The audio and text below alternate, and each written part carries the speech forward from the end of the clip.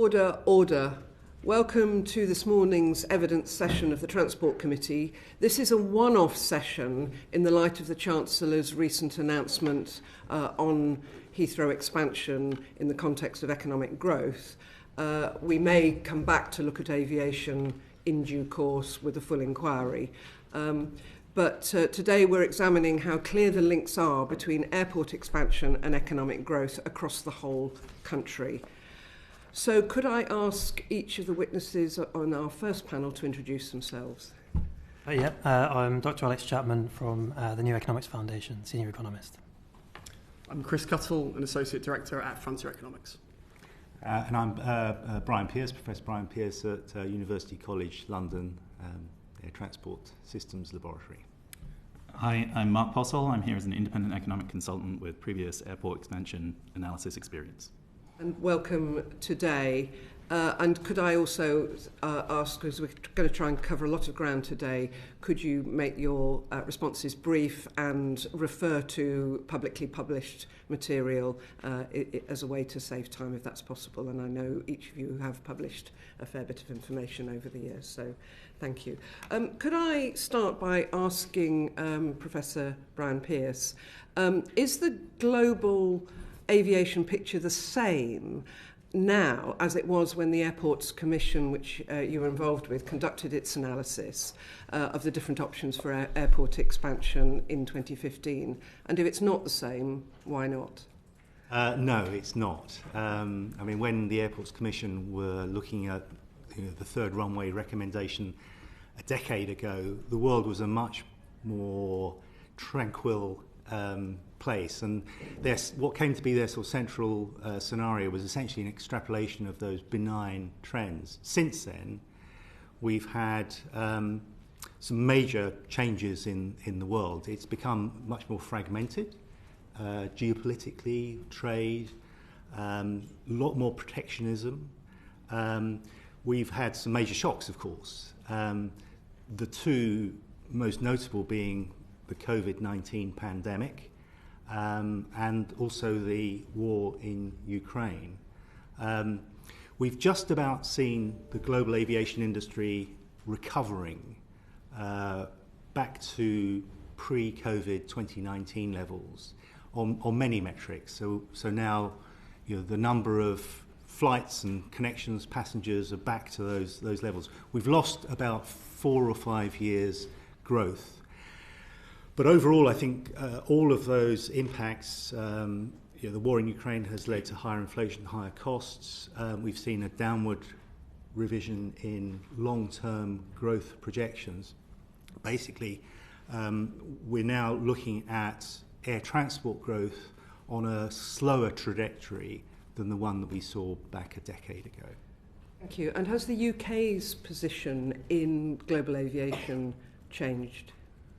I don't think so, no. And actually, the UK has always it's been a leader in many respects in terms of development of transport regulation, aerospace with Rolls-Royce and with leading airports and airlines. The London air travel market is the largest in the world, second, ahead of New York and Tokyo. Particularly so for passengers paying premium fares, which are the majority are likely to be business passengers. So London has twice as many premium fare paying passengers as New York or Tokyo. It's a very important part of the market, and I think an important part of the growth element in this. Heathrow has been losing ground over the years, particularly to the Gulf Airlines and Dubai, but it's still the second busiest international airport, and on many metrics it's actually still the top airport for international connections, which again I think is an important part of the growth story for both business travel and for trade. Those haven't changed. But obviously Heathrow's been full for 2 decades. Thank you. Okay, Baggy. Okay, good morning. So the next few questions just on how aviation contributes to the UK economy. So really simply, how do airports generate economic growth? And if you could just each of you cover, directly and indirectly, what sectors are impacted? I guess I'll start with the non-controversial stuff. I think it's important to recognise airports have a vital role in modern transportation, and through that, in terms of the economy, just providing linkage, both for travel, business meetings like freight, and also providing access to holiday destinations, making places a nice place to live. And I think that's just recognisable. They're large businesses in and of themselves, locations for other businesses, such as retail, hospitality. You can look at employment and say, oh, look, there's an airport, there are jobs. Now, we all recognise that that's the case. There's benefits, but there's also costs. And I think it's just worth pointing out before going into sectors and such, that within the UK, we're not really discussing whether or not we're bringing connectivity for the first time. We're talking about already connected places. And the question's not about do airports cause, or are airports sources of growth? The question is the additional flights worth the additional costs? So.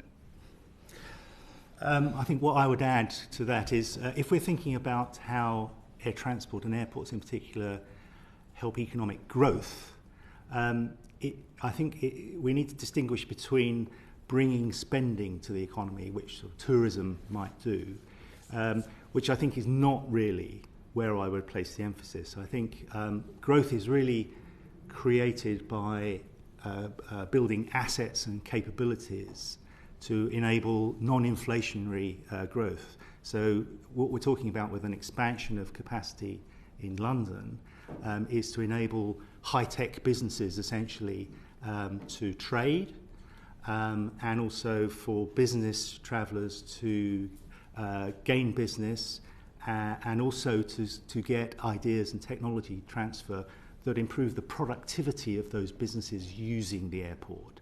So I don't think it's anything to do with the sort of tourism spend or the employment at the airport. It's the asset that we're creating there to help British business.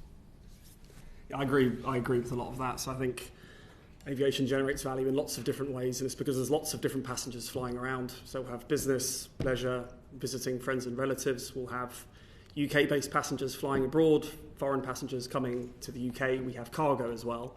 So there's lots of different types of activity happening. And the science in terms of how we value that activity has definitely been evolving over time. So I think as Brian mentioned, maybe if you look at some old airport economic impact studies, they often tend to just focus on how many workers are employed at the airport. So there are 50,000 workers at our airport, and that is our contribution to the economy. And to be honest, I never particularly liked sort of many of those studies, because to me it actually kind of ignores why are people actually travelling in the first place and what's the activity that's being enabled. So lots of the science now is focusing a lot more on productivity and well-being as well. So on the business travel side, we know that air travel is an essential input for many businesses. Face-to-face meetings continue to be important. I understand this meeting was meant to be face-to-face rather than virtual, so there's probably a nugget in there somewhere. And even with COVID, there were still more than nearly 30 million business passengers at UK airports last year. So UK businesses collectively spending tens of billions of pounds on business travel. So they must be doing that for a reason. And ultimately, they believe it's because business travel and face-to-face contact help to boost trade and investment. And there's lots of literature now which talks about trade openness and productivity. And it basically says that countries that trade more, whether it's imports or exports, are ultimately more productive. And so there's lots of literature which talks about that point. And secondly, on the leisure point as well, if we think about well-being, sometimes leisure and visiting friends and relatives, I often feel that sometimes that's slightly trivialised as people just going on holiday, spending money abroad. And how can spending money abroad be a good thing for the UK economy? Perhaps we should just lock everyone within the UK. But there's really important well-being, mental health, life satisfaction benefits as well. And I think how many times have we heard people say, I desperately need a holiday, and they come back refreshed and recharged and productivity boosted. So it might sound a little bit woolly, but I think there is a productivity angle in there as well. But noted that I think these points are very hard to quantify. Thanks. So I mean, I think if what I'm hearing from here, I generally support, which is the principle that airports are transportation infrastructure, and obviously all jobs are important. Jobs in and around the airport are vital, but fundamentally, you don't build a motorway to create jobs in motorway service stations. It's about where you move people around in the economy and why you move them around. And we've talked a lot about, obviously, you can split the market into leisure and business, and we've heard a lot about business just there. But, of course, there's a fundamental problem here, and that's in the last 20 years, there's been around 25% real terms GDP growth, and there hasn't been a single additional business passenger leaving through our air network in that period. There's been no growth in that market since 2006. So, now, obviously, there's been recovery. I'm not saying that there's not been a sort of year where the numbers have gone up. There was a crash after the financial crisis. There was then some recovery. Then there was another crash through the pandemic. And now we probably will get some recovery. But the latest numbers I've seen suggest that as of 2024, business passengers will be probably still down around about 20% on their pre-COVID level, suggesting that what we've seen is a structural shift in the passenger base. With 20 years without growth, what can we say about the next 20 years? Well, I think we need to be very cautious about what we assume about how much demand there is. I mean, if you look at sort of a measure of how the economy has been developing, one way of doing that is to look at how many business flights there have been for every £1 million of GDP in the economy. So in 1990, we had 6 flights or so per £1 million. By 2000, that had risen to around 8 flights per £1 million. So the aviation intensity of the economy was rising. But by 2019, that had fallen back down to only 6 flights per million, and by 2023 down to 4. Now, obviously, that last data point probably is affected a bit by the legacy of the pandemic, but there's a clear trajectory here that a sort of upward curve is now peaked and is on its way down again. Now, why we have to be careful about that is if we're calibrating our models on that upward phase, which is sort of 1990 through to anywhere around probably about 2010, although there were various disruptions to aviation through that period, that you're assuming that past period is a good forecast of the future, where I would say it's not. And we also talked a bit about leisure passengers. Yes, clearly there is a value to those passengers in general, to those individuals. But it is important to think about what we're doing to the economy when we encourage this huge outflow of cash. So in 2023, about 40 billion net flowed out of the economy.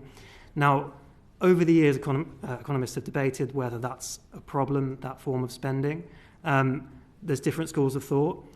Fair to say the original position used to be, well, it doesn't matter, that money goes out of the economy from these leisure passengers. It comes back in some form, typically by foreign investment. That may be so, but there are 2 key factors that I think the last 10 years of economics require us to look more carefully at. The first one is the equity of where it flows out from and where it comes back to. Because if it flows out from the wider regions and comes back into London and the South East, that is not helpful to our strategic aims for the economy, as I understand the way the government wants to see its growth developing. And the second issue is, when that money comes back in, what form does it take? Is it useful investment into the UK economy? The money that we spend overseas in Spain, is it then being invested by Toyota coming and building a new factory in the UK? Or is it what we've seen far more in recent years, for example, purchases of British assets, buy-up of property on the high street, particularly in London and elsewhere, or just buy-up of companies that deliver our public services, and in forms that allow rent extraction by those foreign residents. And that lens through which we see the way that aviation interacts with the economy is one that is, I think, deeply under-discussed. And there are plenty of academic papers that highlight that fact, that actually we probably should be talking more about how this works. Okay, and I think moving on to the geographic impact of growth, Scott. Thank you. This is really, really interesting. So I'm an MP for Edinburgh, and some people in Edinburgh would say this is just yet more investment in the southeast of England. A long-term problem the UK has had, I think. So how are people in Edinburgh and elsewhere outside the southeast England going to benefit from investment in airports? Well, I guess the main argument would be that if you're looking to fly to distant cities for trade, and I think the important thing for growth would be to create business opportunities or technology transfer to boost the productivity we've been talking about. On many routes from the UK, there just aren't enough passengers to make it viable. So you need to consolidate those passengers in a hub, i.e. In London. So the benefit might be that businesses, in particular in Edinburgh, would be able to use those flights in order to generate business and trade. How does that differ from changing my flight to Amsterdam? How does that differ? How does that benefit Edinburgh more? It doesn't. Exactly, yeah. It doesn't. And lots of people in the north of England, of course, do transfer via Amsterdam or Dubai. So that benefit to Edinburgh can be served by hubs elsewhere. You know, I would say that the majority of those benefits will come in the region of London, particularly with some of the the high-tech clusters that we've got in the region around London rather than Edinburgh. Marc? Anyone else on that? Do you think it's worthwhile, kind of, when you talk about what are the benefits for somewhere like Edinburgh, in the past there's been discussions around like how do you boost domestic connectivity?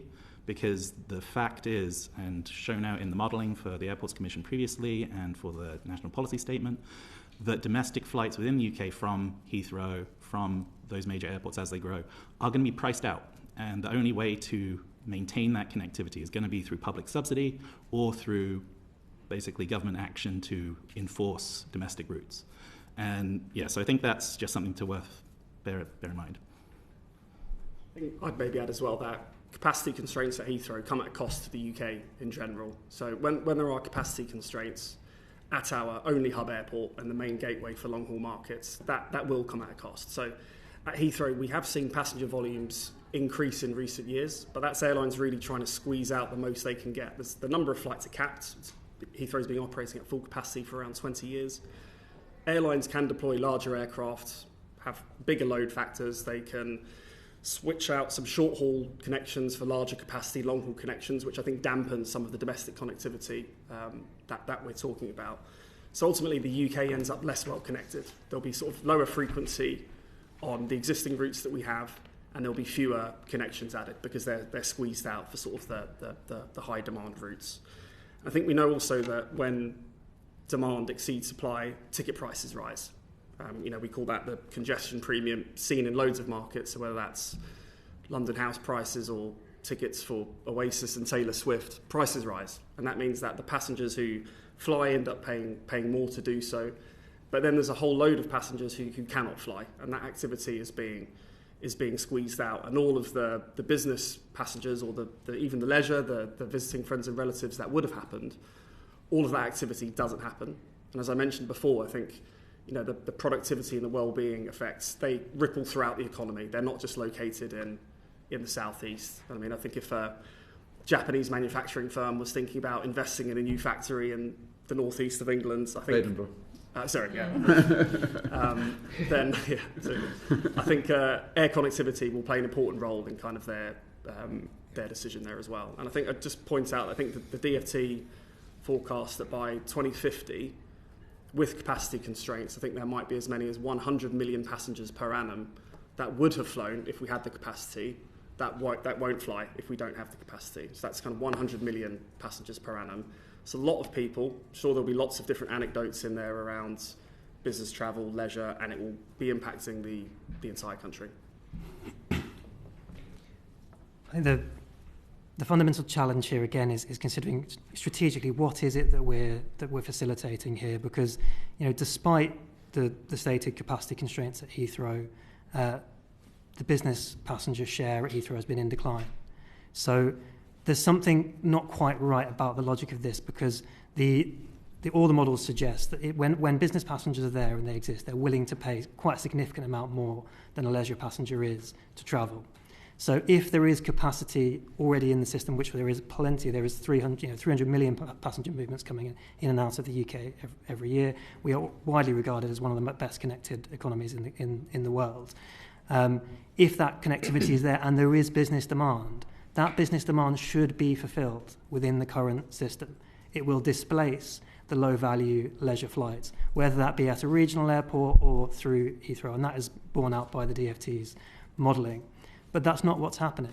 If anything, it's moving in the opposite direction. So if we look at the latest data from 2024, what we see getting added to the network is more leisure destinations, more resort destinations.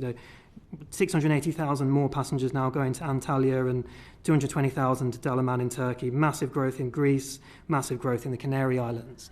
Now, these destinations are not business destinations. There's massive increases in spending in these places, of course, which is another question as to whether it's good for regional economies, for national economies like Scotland's, to encourage our residents to spend more money, to use a silly analogy, but on dental work in Turkey and other places. That's not helping the UK economy. That is just the reality of it. And what we're seeing, though, if you sort of scrutinise those destinations I've just described that are seeing so much growth, is that they are getting kind of longer haul. Right? We used to just go to southern Spain. Now we're going further for these sort of resort destinations to the Canaries. 4 or 5 hour flights we're talking about now. And I guess the question is, if you therefore are going to expand Heathrow and enable further long-haul destinations, which is principally what Heathrow does, are we just now encouraging those people to go to Bangkok, making it cheaper to go even further? Now, yes, there's probably a welfare benefit to those individuals involved. I'm not going to deny that's the case. But strategically, that's a huge cost to the climate and to wider society. And is that really worth it? Especially when we then consider that those leisure passengers are often frequent flyers who are taking advantage of this. I mean, it's only viable to go to Turkey to get your teeth done because the flights are so cheap. It's, you can get off-peak flights for 30 quid. So how is it beneficial for our UK regions to encourage that type of spending is the question we need to be asking. And if there is this untapped business demand, there are business people in Edinburgh needing connectivity, why are they not being fulfilled already within this massive connectivity, this network we already have? And are there policy interventions government could pursue to chase that green growth, which would be to say, fulfill the business need, but without increasing the overall passenger load and damaging the climate in the process? Okay, thank you. Interesting, but I have to change topics very, very slightly. And I think we've touched on this a little bit. So reading the notes that we've been provided for today, I think one of the things that cuts through is that it seems to be quite difficult to actually measure the economic impact of the aviation sector, and even more difficult to predict 60 years into the future, I think, what we're talking about here. So why is it so difficult, and how much uncertainty is there around those future predictions 60 years into the future?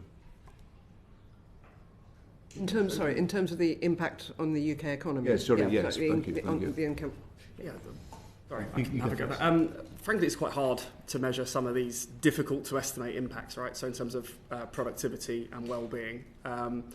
The Green Book and WebTag provide guidance on how to carry out cost-benefit analysis, but it's exactly that. It's guidance. It's high-level guidance. It doesn't provide a detailed step-by-step guide for how to carry out cost-benefit analysis for every single conceivable type of investment.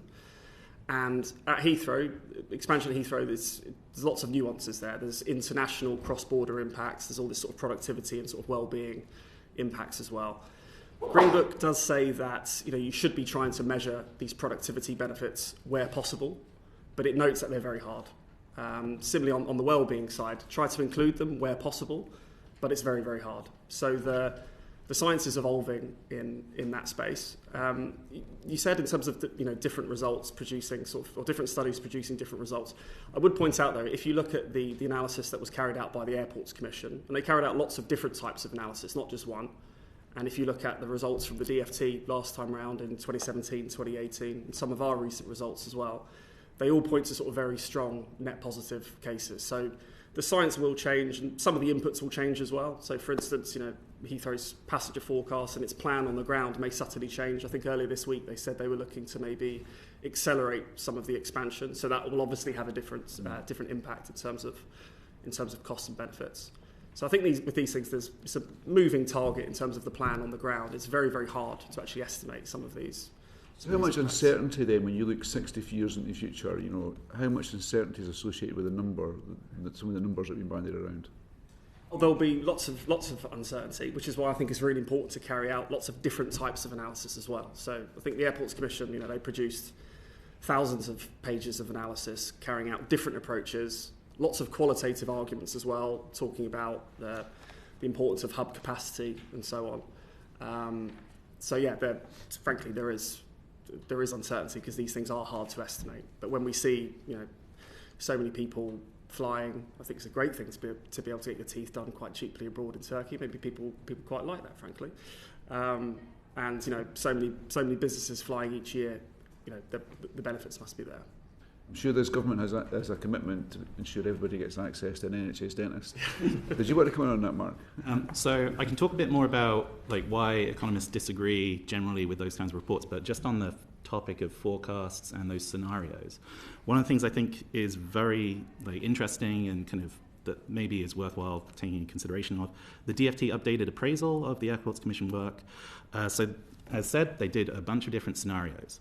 Now, one of the things to note is that one of those scenarios was around, for example, high carbon costs. What if we're in a world where carbon costs are much higher than what was assumed in 2017?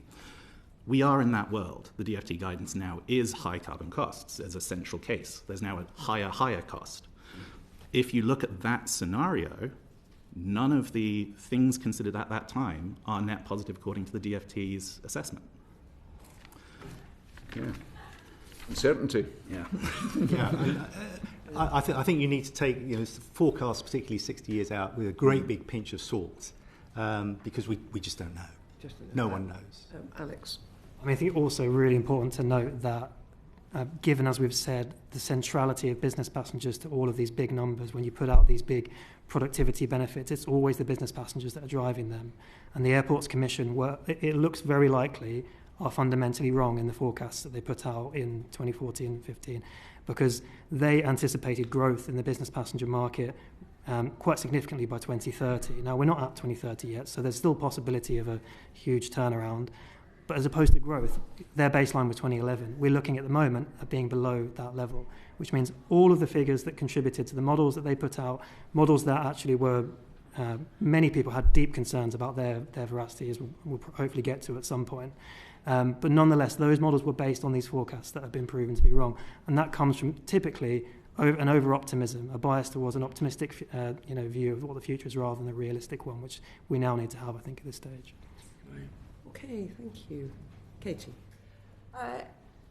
Just thinking a bit and picking up on what actually a couple of people have said about capacity and demand. So airports in the southeast have operated out or close to capacity for decades. I'm interested what each of you think passenger numbers would be now if capacity had been completely unconstrained over that period of time.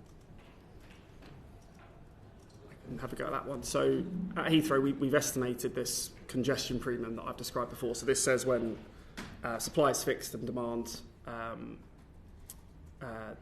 rises, prices must rise to price that demand out of the market. We've estimated that impacts on a number of different occasions using different approaches, and we estimate that ticket prices at Heathrow are around 20 to 25% higher than they otherwise would be without those capacity constraints. Across all the passengers, that equates to about £3 billion per annum.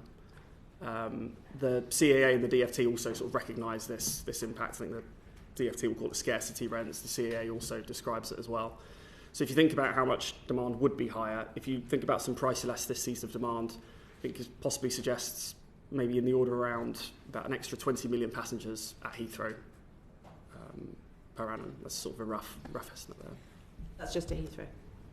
Yes, but I mean the capacity constraints are at Heathrow, so I guess if there aren't constraints at other airports, then there's not really sort of demand being priced out. So the capacity constraints determine the higher ticket prices and not the higher landing charges, and presumably in the long term the recouping the cost of the additional infrastructure. Yes, that's correct. So you'll find you put flights on the market, prices rise if there's lots of demand for them. So that's the dynamic there. I agree with what's said. I think I would also suggest if you're thinking about whether or not there is underlying demand for more capacity, particularly at Heathrow, look at the market for slots. Yeah. Because what we see is those are incredibly valuable. Airlines are willing to pay tens of millions of pounds for a slot pair. And presumably they're doing this because they can see that there is the demand there from high-value passengers, which I think are more going to be business passengers than people wanting to fly to Spain. Okay. I was just coming on that. Alex. So I think I have a slightly different philosophical view of the way that sort of this question should be addressed. So the residents of the UK, a householder in the UK, is presented with, has, say, £1,000 in the bank, and they're presented a range of different things they could spend that money on, which give them different levels of value in return. And the idea that they sort of, there's a position promoted, I think, heavily by the industry that it's just an inevitability that these households want to go overseas. That is what they demand. The demand is there. But that's, in reality, that's not how it works, right? So a household is making a decision between one good and another, and they make, obviously, a lot to do on the price. Now, we have been through a period of the last 20, 30 years where the pricing structures around aviation have massively incentivized households to spend their money there. That is, no VAT, no fuel duty, more or less unfettered expansion of airports. Obviously, there's been lots of different cases there, but broadly speaking, the previous governments have had very positive and airport-friendly policies, and has allowed the industry to continue not paying, for example, the fair costs of the environmental damage it does. It doesn't pay its costs. That's just a fairly well-known fact. So by cutting artificially the price of air travel against other competitor products, such as the UK's domestic tourism industry, which hasn't benefited from the same treatment over the years, you're pushing households to make that choice. It's not an inevitability. In fact, when you ask households, many of them, why did you fly abroad this year? They say it's because it's cheaper. Would they have gone domestically? Yes, they would have done. But they're making that trade-off because they're incentivized to make that trade-off. So it's not kind of like what is the correct counterfactual? I would say the correct counterfactual is one where aviation pays its way, and we look at, once the ticket price is actually a fair ticket price, then how much demand is there for that product. And what do you think the answer is to that? I suspect that the demand would be considerably lower if it was paying its full carbon costs of the flights, which, well, interestingly on that point, there's been a lot of assumptions, particularly, for example, in the Airports Commission's work, that sort of aviation would at some point eventually pay its price, but right now that policy it doesn't exist, particularly on flights to non-EU destinations. There's no carbon taxation, there's no trading system, there's really basically no schemes in place to tax those flights fairly. So yes, there's high demand, but it's a sort of artificial creation of the way that government has set the incentives in the system. Okay. Are you okay, Katie? Yes, did you want to come back on that? Well, I was just going to come back. I certainly agree that travellers and shippers should pay the full cost of their activity, and that's not happening at the moment. Where I do disagree a little, though, is that if they did, I don't think it would stop the growth of air travel, because we've seen the big fall in the cost of air travel is primarily because of very efficient aircraft engines from Rolls-Royce and others, which has lowered the cost of air transport. Okay, on the growth of demand, specifically at Heathrow, where I think currently around 80% of travellers are leisure or friends of family and around 20% are business. Heathrow have confirmed today that they do want to go for a third runway, and also confirming that they're looking to increase passenger capacity on the existing configuration of runways and terminals, but within the cap. Who are the travellers who are projected to fill that increased capacity of of the expanded terminals and a third runway? Are they business or leisure? Are they interlining between UK and international, or international to international? What do we know about those projections of who those passengers are? And also, are they UK origin, flying out and back, or are they overseas, flying in and out again? I think it would probably be all of the above. So I spoke before about how capacity constraints lead to worse connectivity, so lower frequency on existing routes and fewer connections in total, and higher prices on routes. So what we'd see is airlines would be adding new flights on existing routes, and the fact that there's more seats on those routes means prices will fall.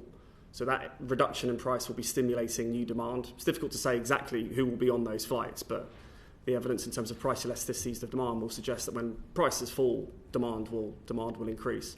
There'll also be brand new connections as well. So this will be sort of tapping into new markets and stimulating new demand that can get to these places with a direct connection. Even though the number of destinations from Heathrow have fallen consistently over recent decades. I mean, I see that as a bad thing. I see that because airlines that's the market exactly has with a lot of routes are no longer that used to be exactly, and I think that comes down to the decision of the airline to say, well, we've got maybe 6 flights a day to this domestic connection where we've got 120 passengers on the flight.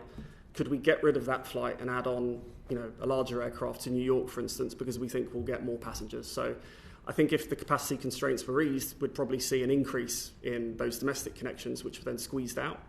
Also, brand new domestic connections sort of added for the first time. So I think it's a combination of new connections, both sort of domestic and abroad, and greater frequency on existing routes, and that will lead to lower prices and drive demand. Alex? One way to look at it is to look at the last 10, 15 years as to what has happened. So, passenger numbers in the London airport system have grown by several million, and over that period, there hasn't been a single additional business passenger. Across the UK, the proportion of people who don't fly every year has remained roughly stable at around 50%, meaning that around about 2/3 of your new capacity is taken by people who already flying even more frequently. And then around about a quarter of your new capacity is the incoming passengers from foreign nations, indicating obviously that, again, around sort of 75% of the newly added passengers are UK residents flying out, not foreign residents coming in. Right. What we haven't mentioned, and business travel I think is really important in terms of how an airport can stimulate economic growth, but the other important role is air cargo and trade. And Heathrow is the UK's largest port. Enormous amount of trade goes through in the belly by value, which is that's the important thing, and airlines are carrying those goods that are high value, low weight, so they're supporting the high tech industries, the car industry, pharmaceuticals. That I think is where a considerable amount of the growth impact of expanding airport capacity could come from. I'll just come back on that. But correct me if I'm wrong, there hasn't been any growth in air freight by weight, if any notable level, in the last 2 decades. Is that right? Because things are getting lighter. Okay. Microchips. I mean, that therefore indicates that that probably new capacity maybe isn't needed. But I mean, broadly speaking, if there was huge freight demand, why are we adding, thousands of flights to Greece and the Canary Islands? We don't send any freight to those destinations. So if there was enough business demand of freight, then the demand for passengers and for freight. The key point is, I think the business passengers tend to line up better with the freight destinations, so that the leisure destinations are less so. If there was more freight demand out there and there was more business demand out there, it would be pushing out those really low value leisure flights. It would be dominating, but it isn't, because it should be willing to pay more than the market. Can I sort of come in on that point? Heathrow is constrained. You cannot add more flights at Heathrow unless you take another flight away. If we're talking about connecting the UK to emerging markets, because of the hub and spoke model, Heathrow is the main gateway for long-haul connectivity. So those new long-haul connections will be added at Heathrow, but there are constraints. And so I fully expect that if there's expansion at Heathrow, there will be many more long-haul connections. There will be freight on those flights as well. But how will domestic connectivity be able to compete in that context, given the high price of slots and landing charges? Sorry, what do you mean by compete? Well, I mean, Scott rightly was concerned about how expansion at Heathrow would benefit Scotland, for instance.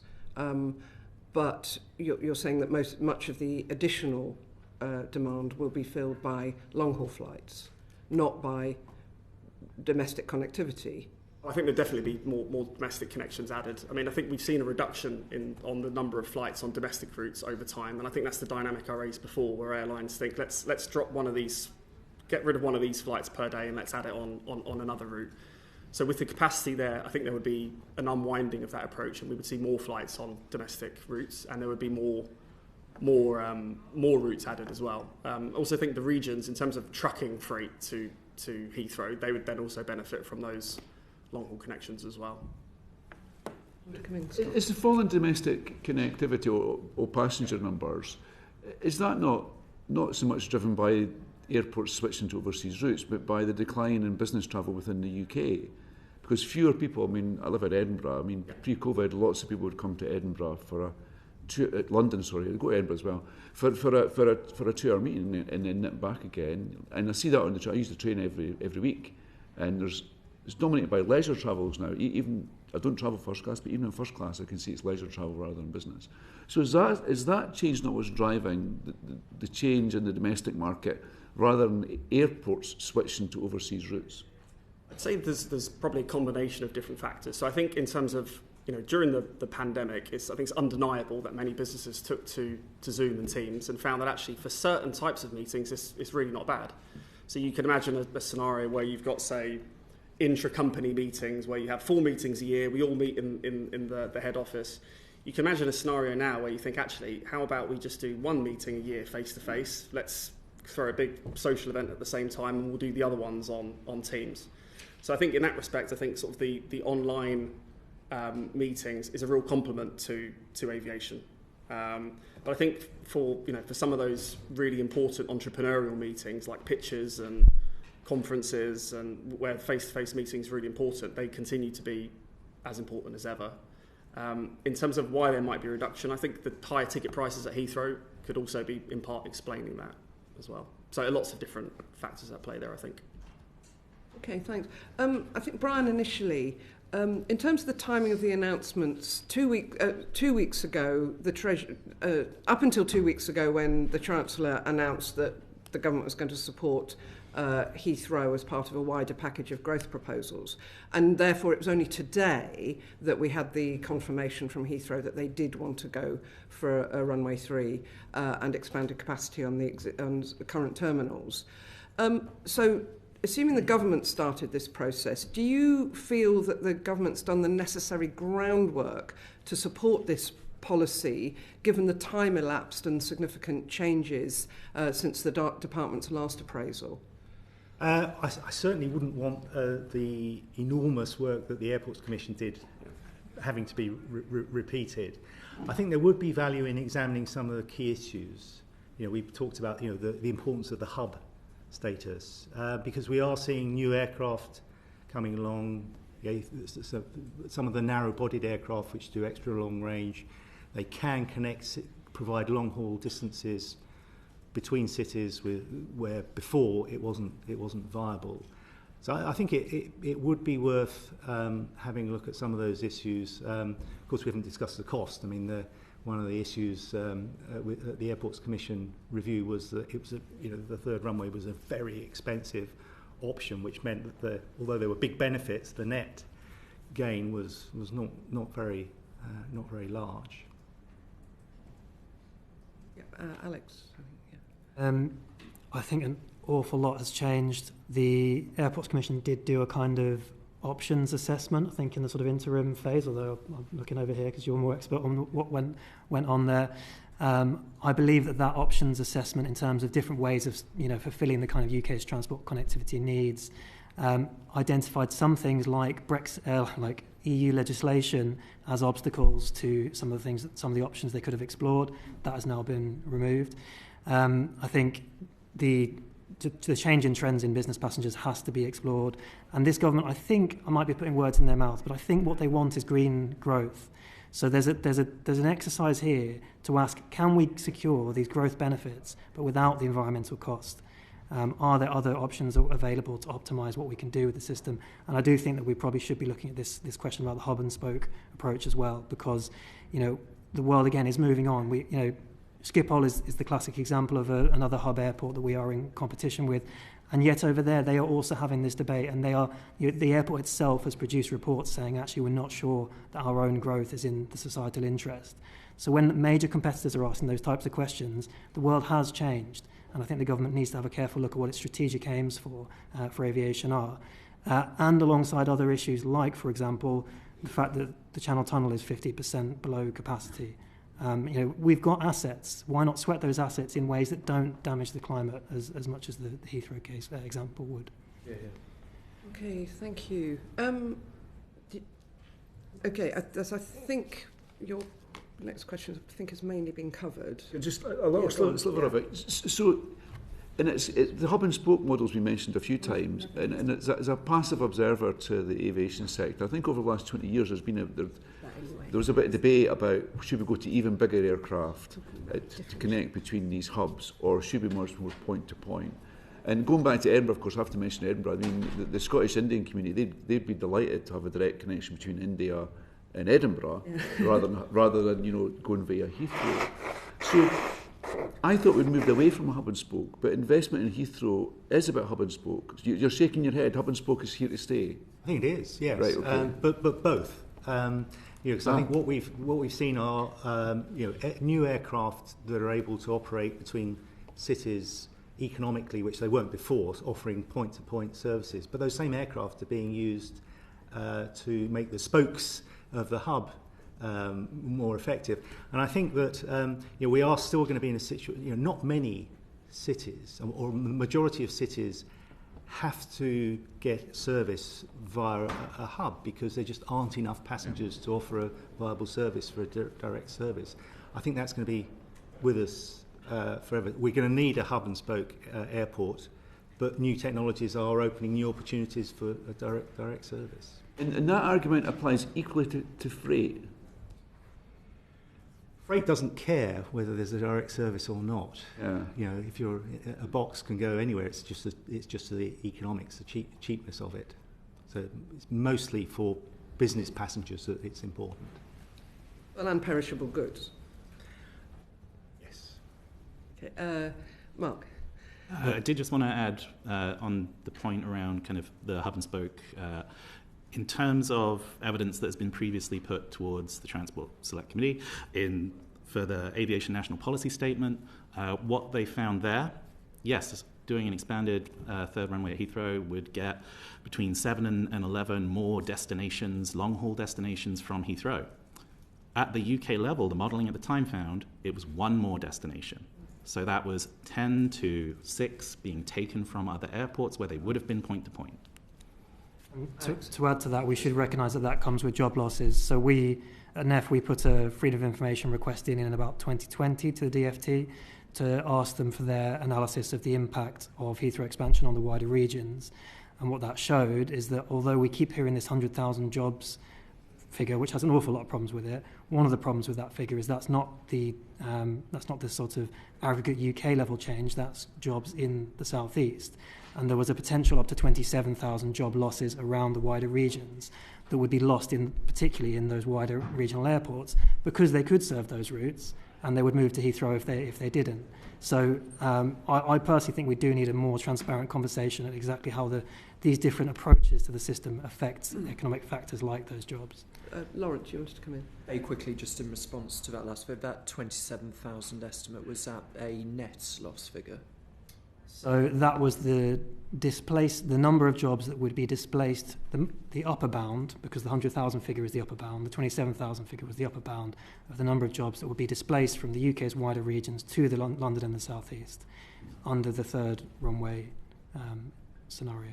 Okay, so that's not taking account of jobs that might be created, that's the gross rather than net figure, just to understand. Do you mean in the wider regions? Yes. Or so that's the direct job loss. So that is that's a net figure for those regions, but not counting sort of wider economic impacts. That's within the sort of direct and indirect jobs.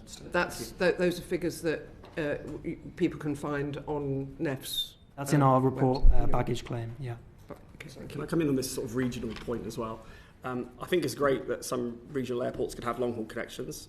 What we'll typically see is there are limits to how far regional airports can go in terms of their connectivity. So they can have, obviously, the much smaller airports can have lots of connections to big cities in Europe, sun and sand destinations, maybe the odd long-haul connection to New York. I think you've got a good example in Edinburgh. But the hub will always be key for those more secondary cities in China and India. I don't think we're going to see any long-haul connections from regional airports to secondary cities in China anytime soon. That will always come through the hub. And I think you gave some figures about the net change in connections and how they may be taking some connections away. If expansion will lead to more flights to secondary cities in India and China and other places in the emerging market, they don't exist already. So it's not as if we're going to be taking some of those Chinese flights away from regional airports. They don't exist at the moment. They will be at Heathrow, they'll be at the hub. Okay. Catherine.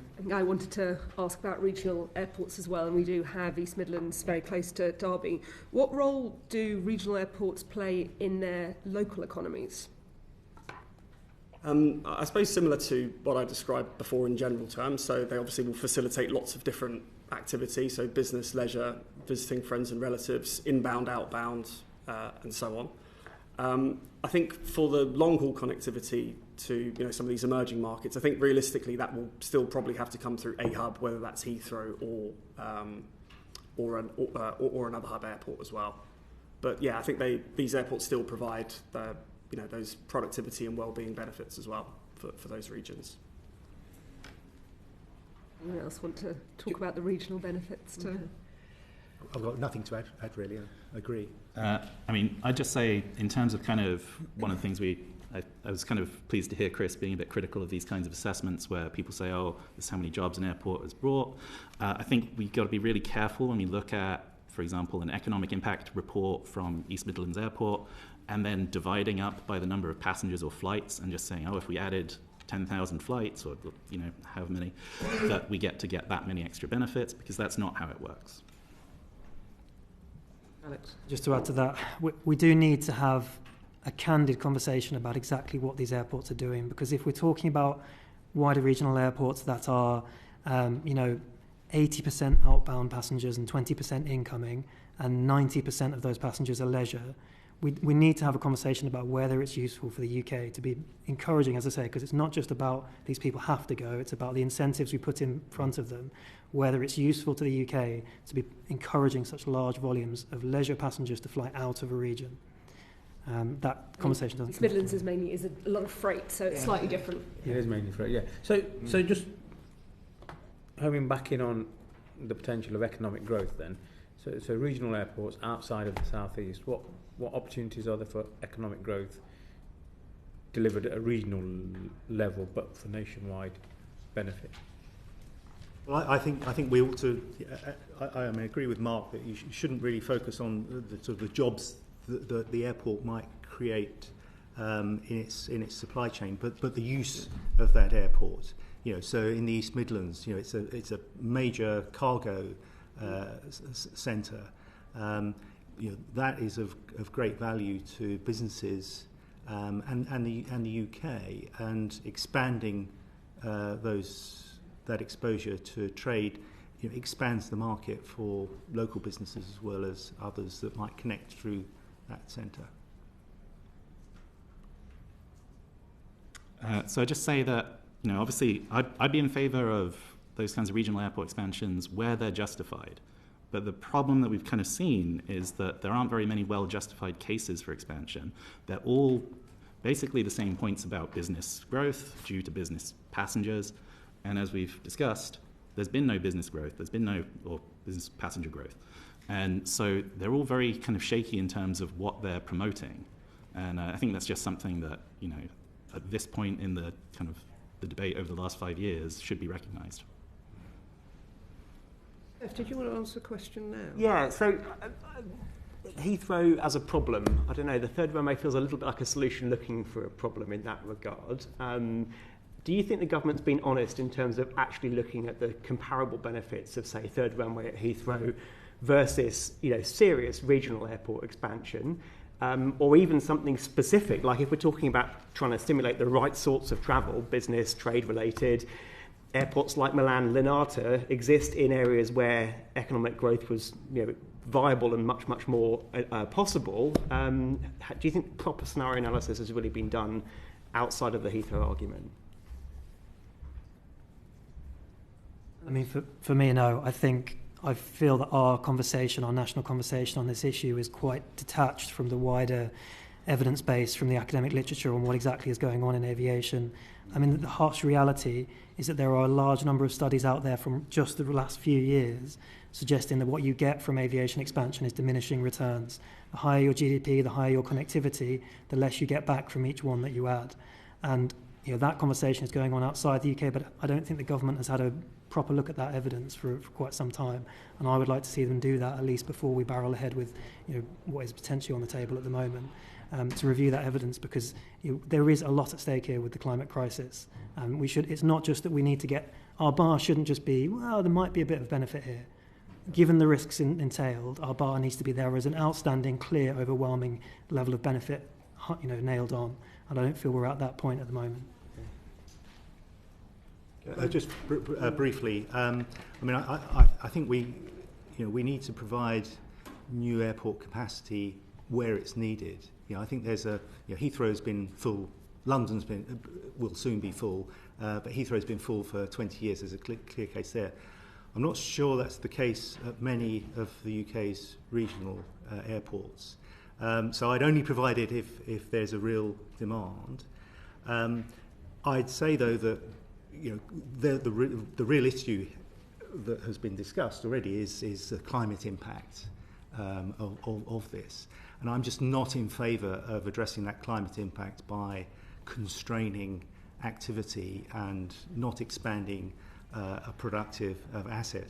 We should do more to address climate impacts, but I don't think constraining airport capacity is one of those. I'll just come at you on that. I think there's two very interesting arguments, quite separate perhaps, and I have some sympathy with the constraint as a way of reducing carbon emissions argument. But just back to the furrow, if you like, of alternative or maybe quite radical or creative regional expansion. I don't mean current airports, of course. If you look at where the capacity is in shortest supply, you're going to end up looking at London and the southeast. But is that really where the opportunity for connectivity-enabled economic growth exists?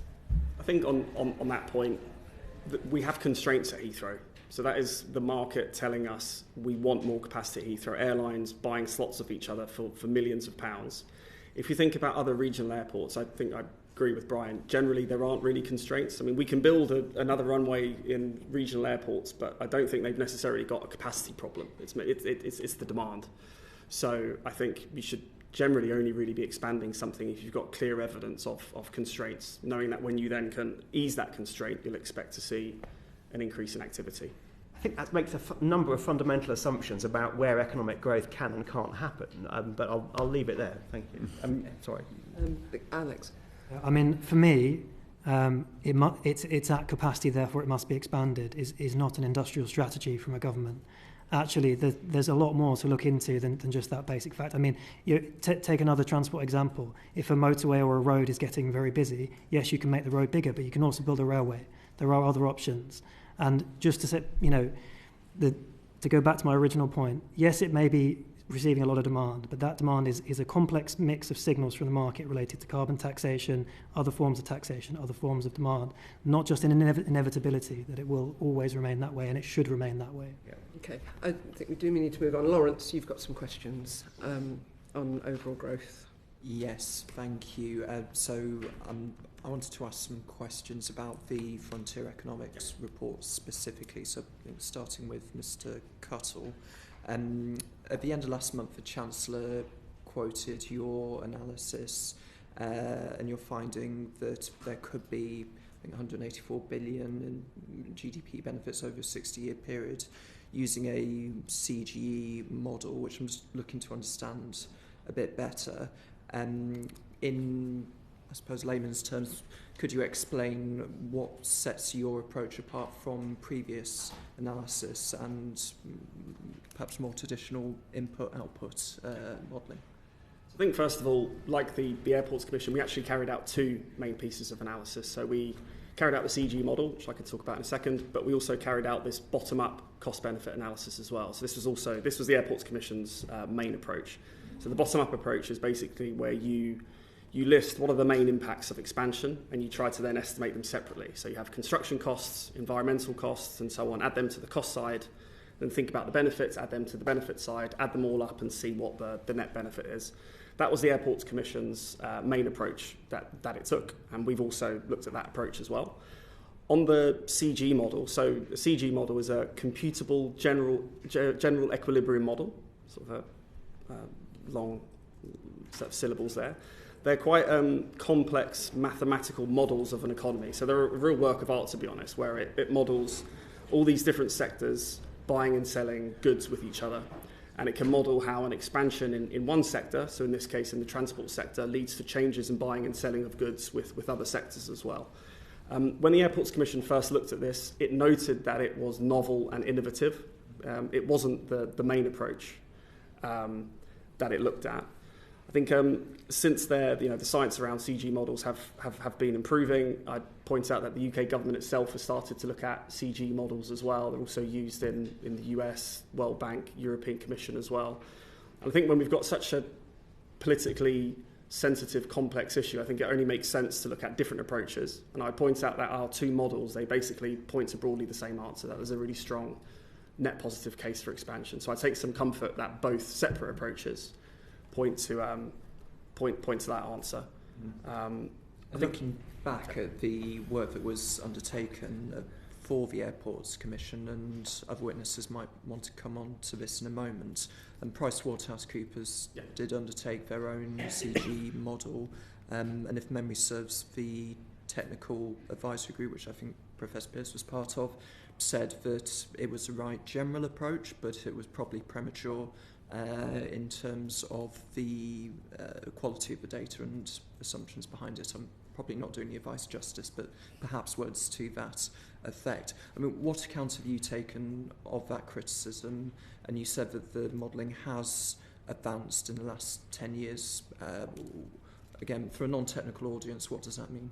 Sure. So these models have been around for about 30 years, and they're becoming more and more sophisticated, more and more detailed. They're becoming larger as well, because they're models of the entire economy as well. I think where CG models add a lot of value is that they can shed insights in sort of two main points. One is this thing around crowding in and crowding out, and the other one is sort of regional impacts as well. So on crowding in and crowding out, we know that expansion at Heathrow will lead to kind of investment at Heathrow, but it will also then be supplemented with other private investment as well. So other private companies saying, well, we'll also invest as well then. We might build a hotel around the new airport and so on. So that would be an example of crowding in, where investment leads to further investment.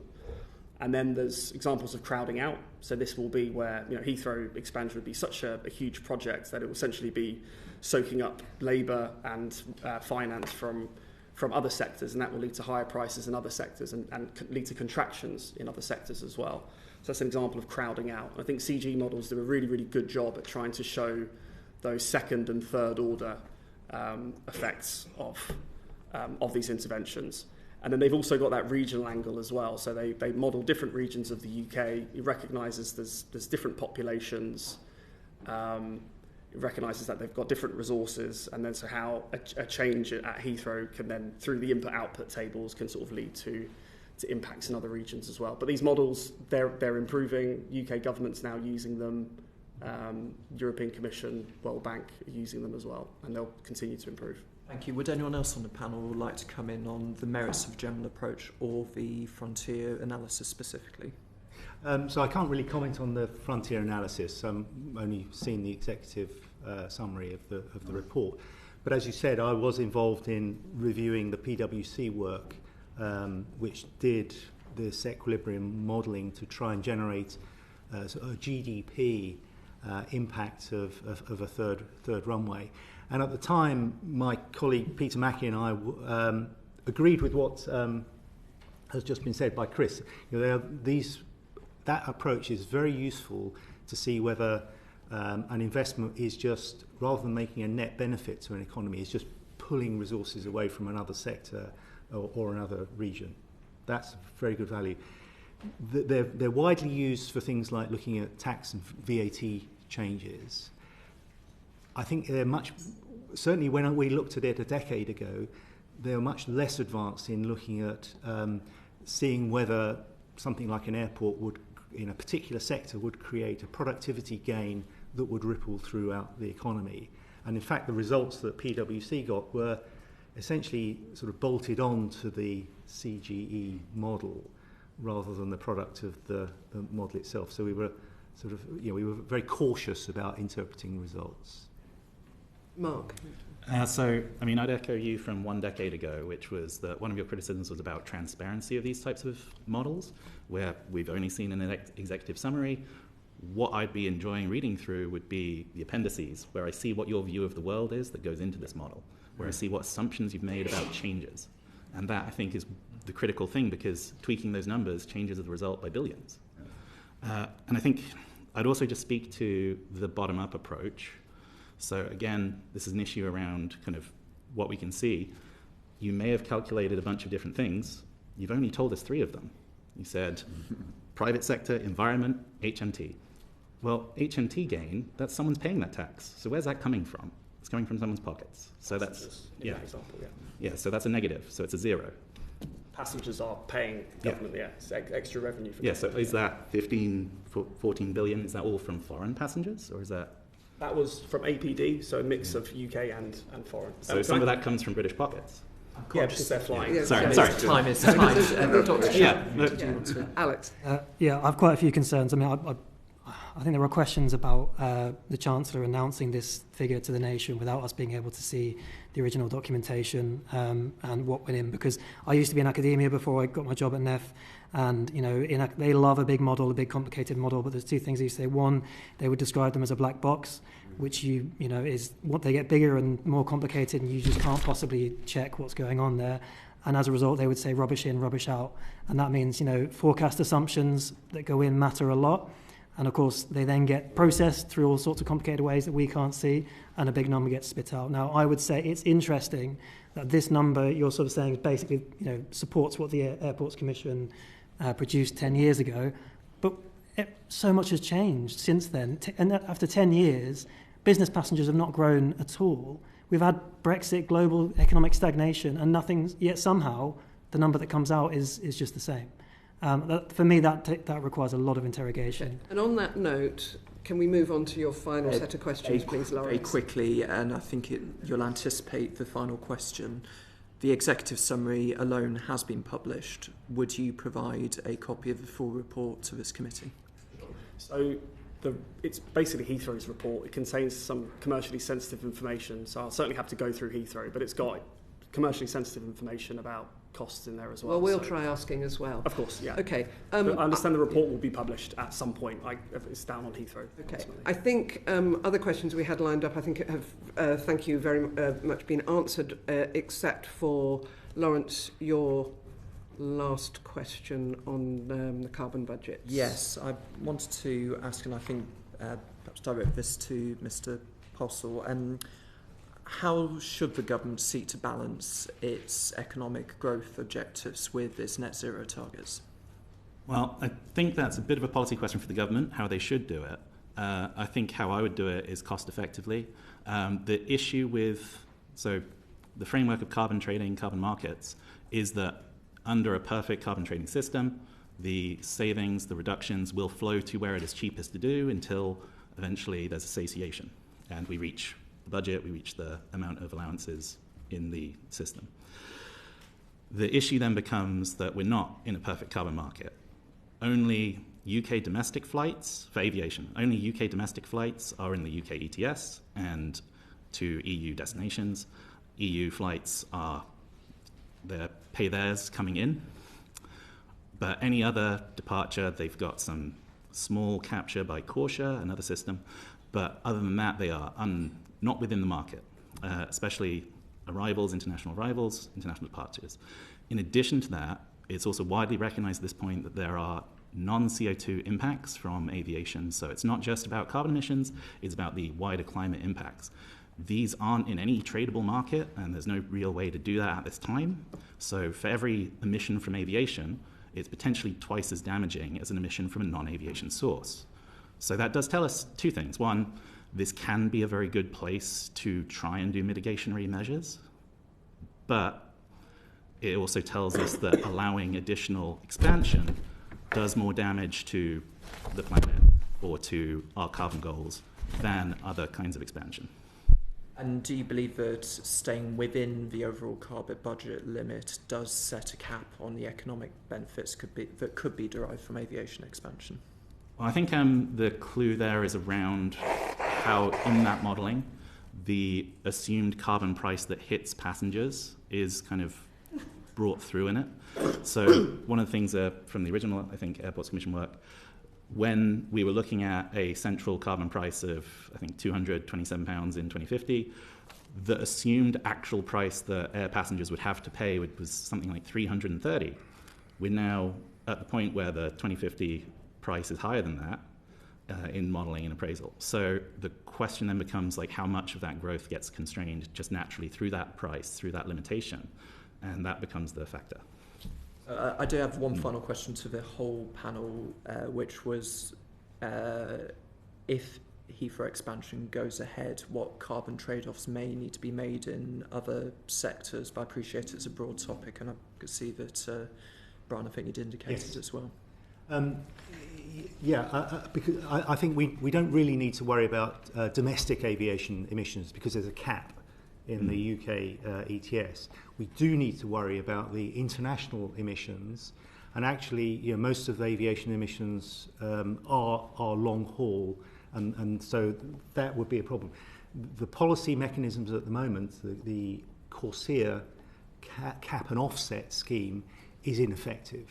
So the government really needs to look very closely on how it would be effectively mitigate and address those long-haul emissions. It could be through the fuel side, through tightening up the support for sustainable fuels, but at the moment that is an inconsistency.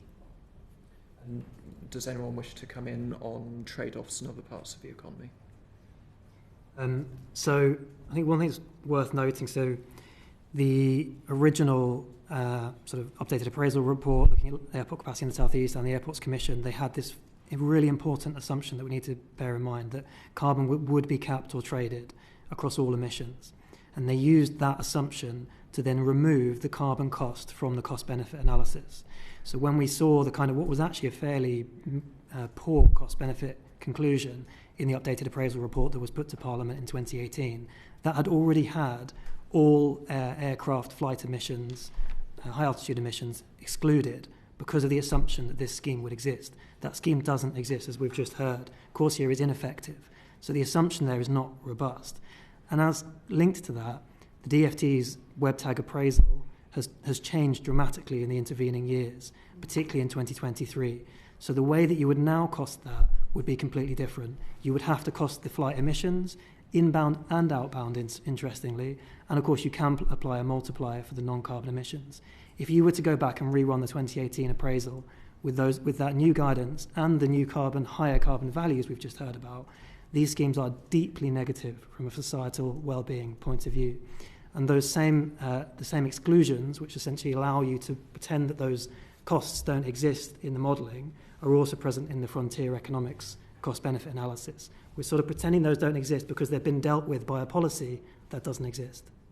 Okay.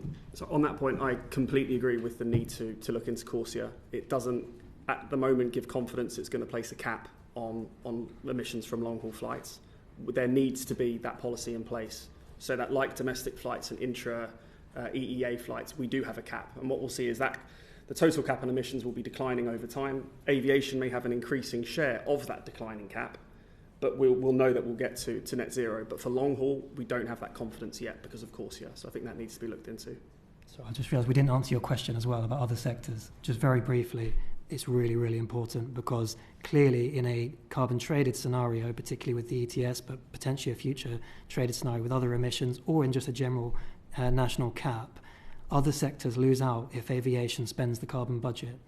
The traded prices get higher, so we're talking about steel, manufacturing, chemicals production particularly, that are purchasing these allowances to trade. They get a lot more expensive if the aviation industry is over-consuming or is seeing significant growth. So that's one competition effect which I don't think is in any of the economic models that we've seen and discussed today.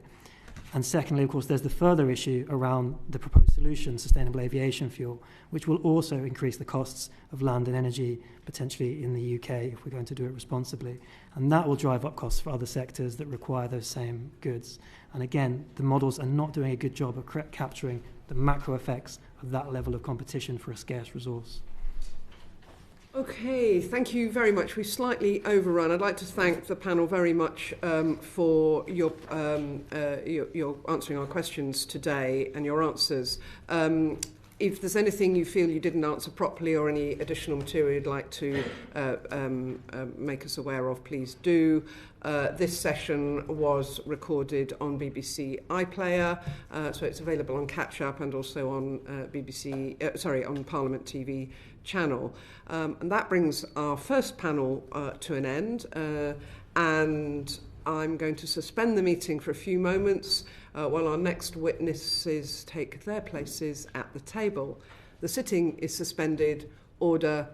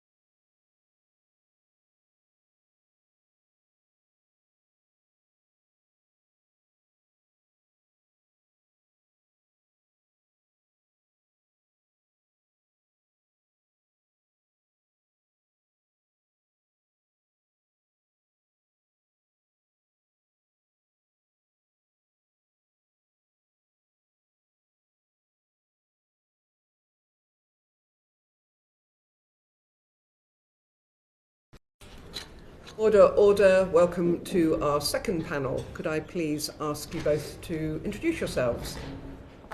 Well, good morning, Chair. I'm Mike Kane. I'm the Minister for the Parliamentary Under Secretary of State for Aviation, Maritime and Security. Welcome to this committee. And I'm David Silk. I'm the Director Aviation at the Department for Transport. Right, thank you very much for attending today. Catherine, we've got our first Catherine question. Ruth, what's the government's vision for UK aviation? Well, thank you so much for the question. I've always, as an MP who was brought up in an aviation constituency in Manchester, I've been very proud of being a world-class aviation nation. We have the largest aviation sector in the world, apart from the USA and China. It adds 20 billion to our GDP.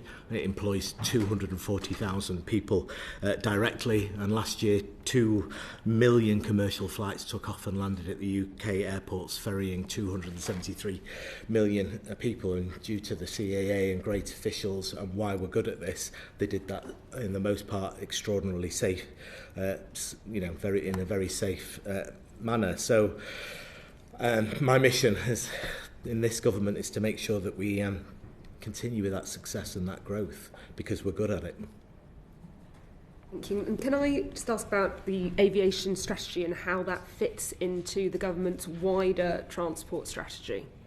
So aviation strategy is usually dictated by the Airports National Policy statements, which government produces. The last one was produced in 2018, which was 2 whole governments ago now. So we do need to refresh that strategy, and what we are saying that if Heathrow or another party, credible party, come forward with a third runway proposal this summer, which the Chancellor has asked for, we will review the Airports National Policy Statement on the basis of that.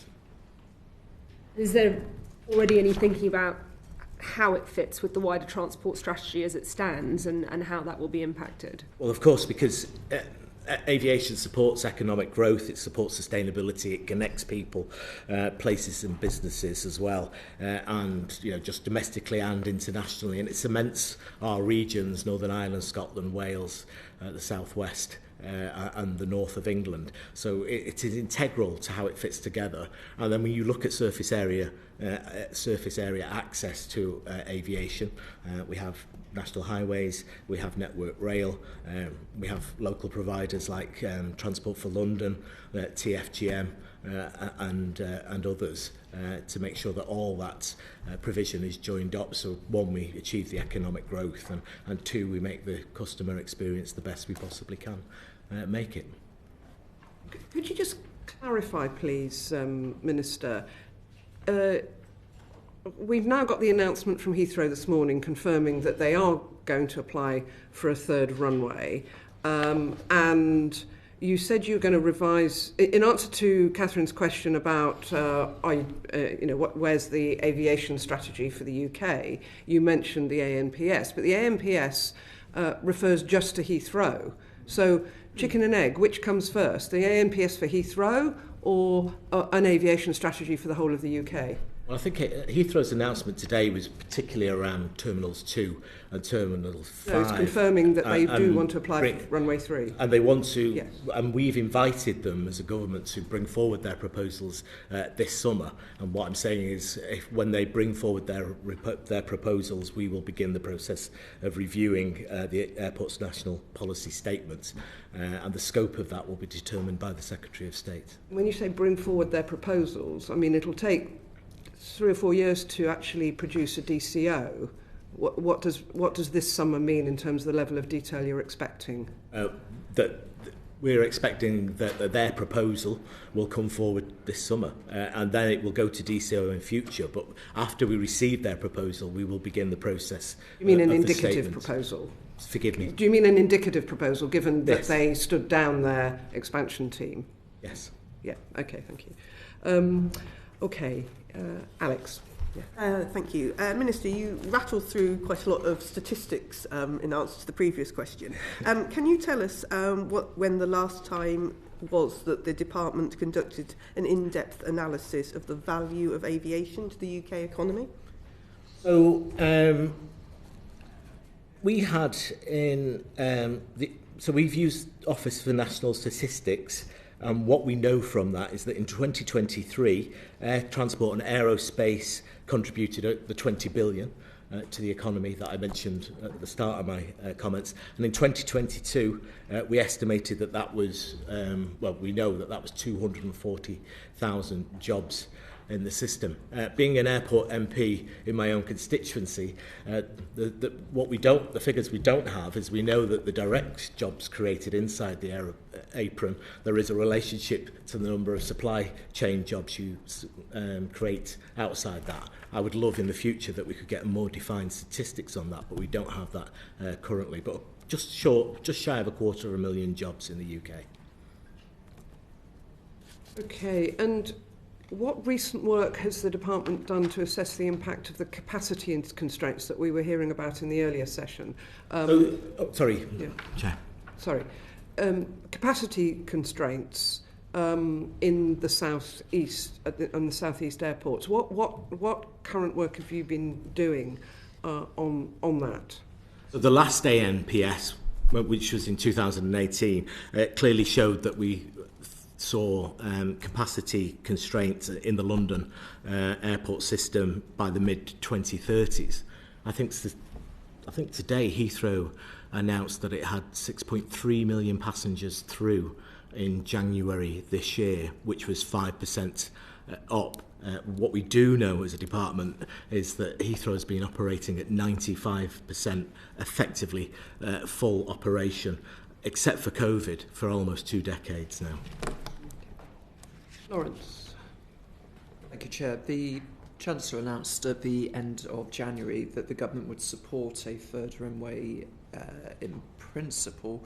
What was the involvement of the department in coming to that announcement? Well, full involvement with the department that has the expertise, the department that would take forward the expansion on behalf of the government, and the Chancellor's announcement was in full consultation with the department, and it's part of our collective responsibility that this is the government's vision for aviation. The department already had a airspace modernisation programme priority. What effect does the Heathrow announcement have on your plans to modernise airspace? As part of our manifesto commitment, our two key announcements in the manifesto, one was around sustainable aviation fuel, and we've introduced that mandate last year for 2% of all SAF coming forward from January the 1st to have a blend in the aviation fuel. Our other key manifesto commitment was to airspace modernisation. Our airspace is analogue in a digital age, designed closer to the time when Yuri Gagarin went into space than it is for today.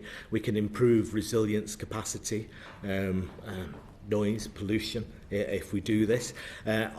We've introduced the UK Airspace Design Service, which we consulted on. I think those consultations are at the end, but I'll allow David to answer the specific question. question. Forgive me, but the question was on what impact would Heathrow expansion have on those programmes? So airspace modernisation is needed in the South East irrespective of expansion, and so that's why, as the Minister said, we already have an active programme to update airspace in the Greater South East area.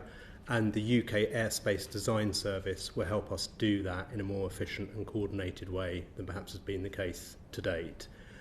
We need to work through with the CAA and the UK Airspace Design Service as it is established what the implications of a third runway are for the airspace modernisation programme. Since early 2020, that programme has been developed on a 2-runway scenario. We now need to do detailed work with the CAA and the UK Airspace Design Service as it is established to pivot towards a 3rd runway scenario. Thank you. And when do you anticipate that work being available? Well, airspace modernisation is a multi-year programme. It's very complex. We have requirements through our CAP 1616 process to consult with communities as we take it through. This needs to be done over a number of years, and we need to think carefully about when we can designate the precise airspace changes as well. There's only so many changes you can do at once from a safety perspective. We need to do that work to ensure that the airspace is modernised in time for the 3rd runway to be up and running. So the detailed work we need to do with the CAA and UK Airspace Design Service is how do we ensure the airspace is modernised for a 3rd runway scenario in sync with the 3rd runway opening. Precisely when we can complete that work by, I don't know at present, but that is a task that we're turning to.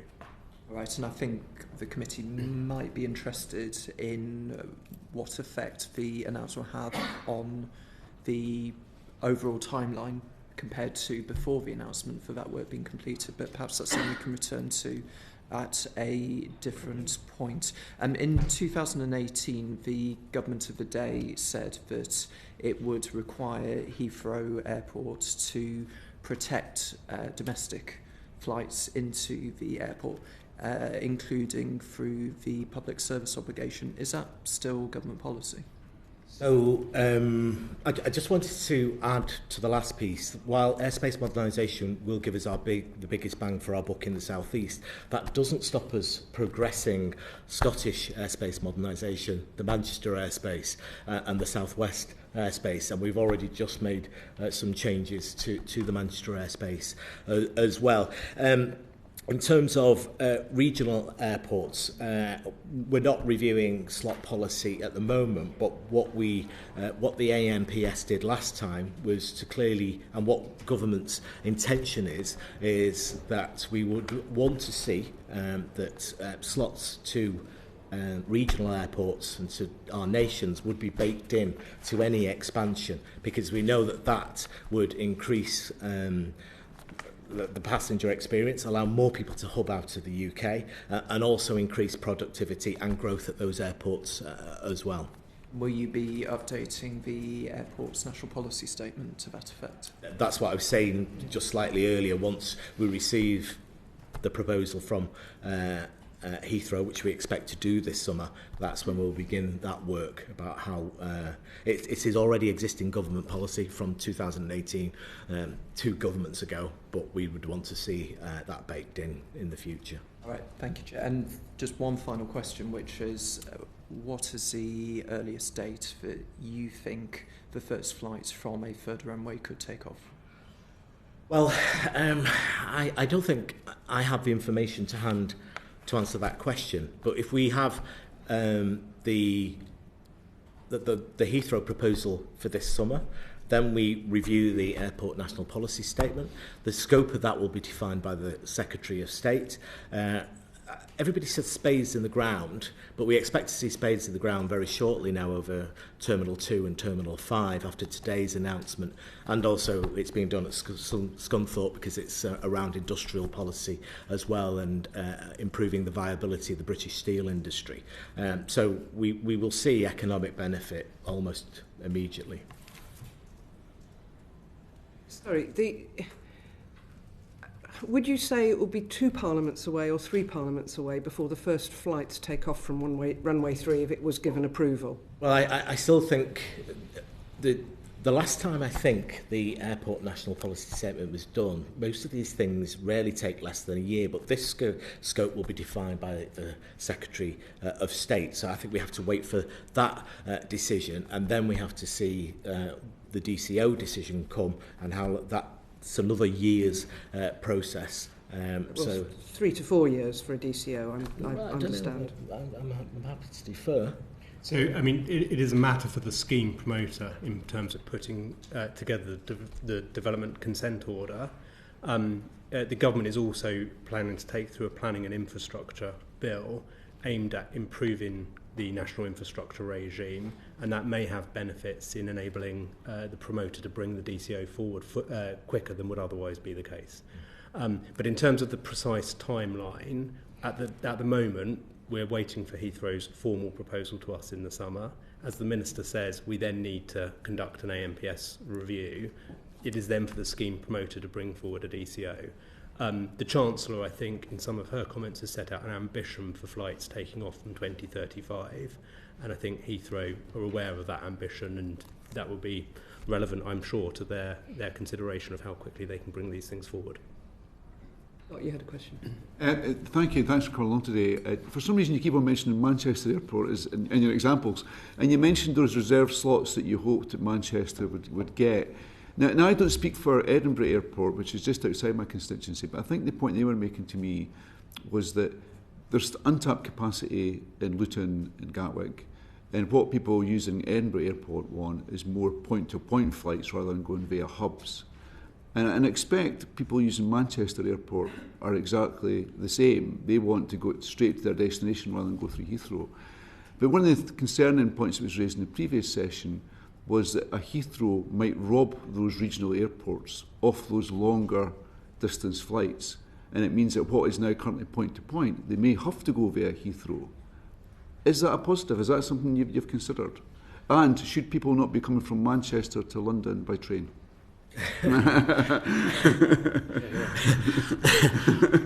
Or even Edinburgh. Or even Edinburgh. We could segue into Avanti's performance for the past few years. It's interesting for me, Chair, as a young Manchester councillor and a campaigner, we're the only city that has built an international runway in the past 80 years, despite what others may say, which means our capacity to go to 55 million, and we currently have 200 point-to-point destination flights. Having said that about how good my airport is in my constituency, it will never, ever, or I'd say in my lifetime, get to some of the destinations that people need to go to. They will still have to hub out of somewhere. At the moment, a lot of business people and others in my constituency hub out of Schiphol, or they hub out of Dubai and take the weekend. I'd much prefer that pound is spent in the UK hubbing out of our hub airport if it's humanly possible. What is that pound if they go via Heathrow rather than Schiphol? Is that the cup of coffee they buy in the Cafe Nero or whatever in this new Heathrow airport. £10 sandwich. I mean, is that the economic benefit? Is that it? I think the economic benefit is that we have the capacity within the UK that people can get to anywhere in the world, and we are one of the most connected countries upon the planet because of our superb aviation system that I said at the top, and most of that is because Heathrow has got those number of destinations. With all the will in the world with our great cities, we're not going to penetrate some of those markets. That's because of population issues around those regional national airports, and also the public transport penetration, which isn't as good as it is in the southeast. I would like to see that better, and I know you've worked in this field yourself. We're interested in ground transport. Ground transport, of course, yes. But if we could improve that as well, I know that Edinburgh Airport, Manchester Airport and other regional airports could penetrate further point-to-point markets. But for now, if we want to stay competitive in an international system,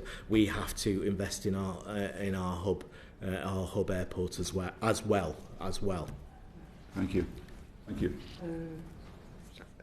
Who's catching my eye? Alec, sorry? Sorry. Okay, sorry. I'm ready when you are. Yeah. I'll move us on. But no, I have a further question. So you talked about your desire that expansion at Heathrow would enable more domestic airports, regional airports, to get into Heathrow. But the previous panel stated that the trends in growth, the market trends in growth of aviation, particularly from Heathrow, are in long haul and thick routes such as New York, etc.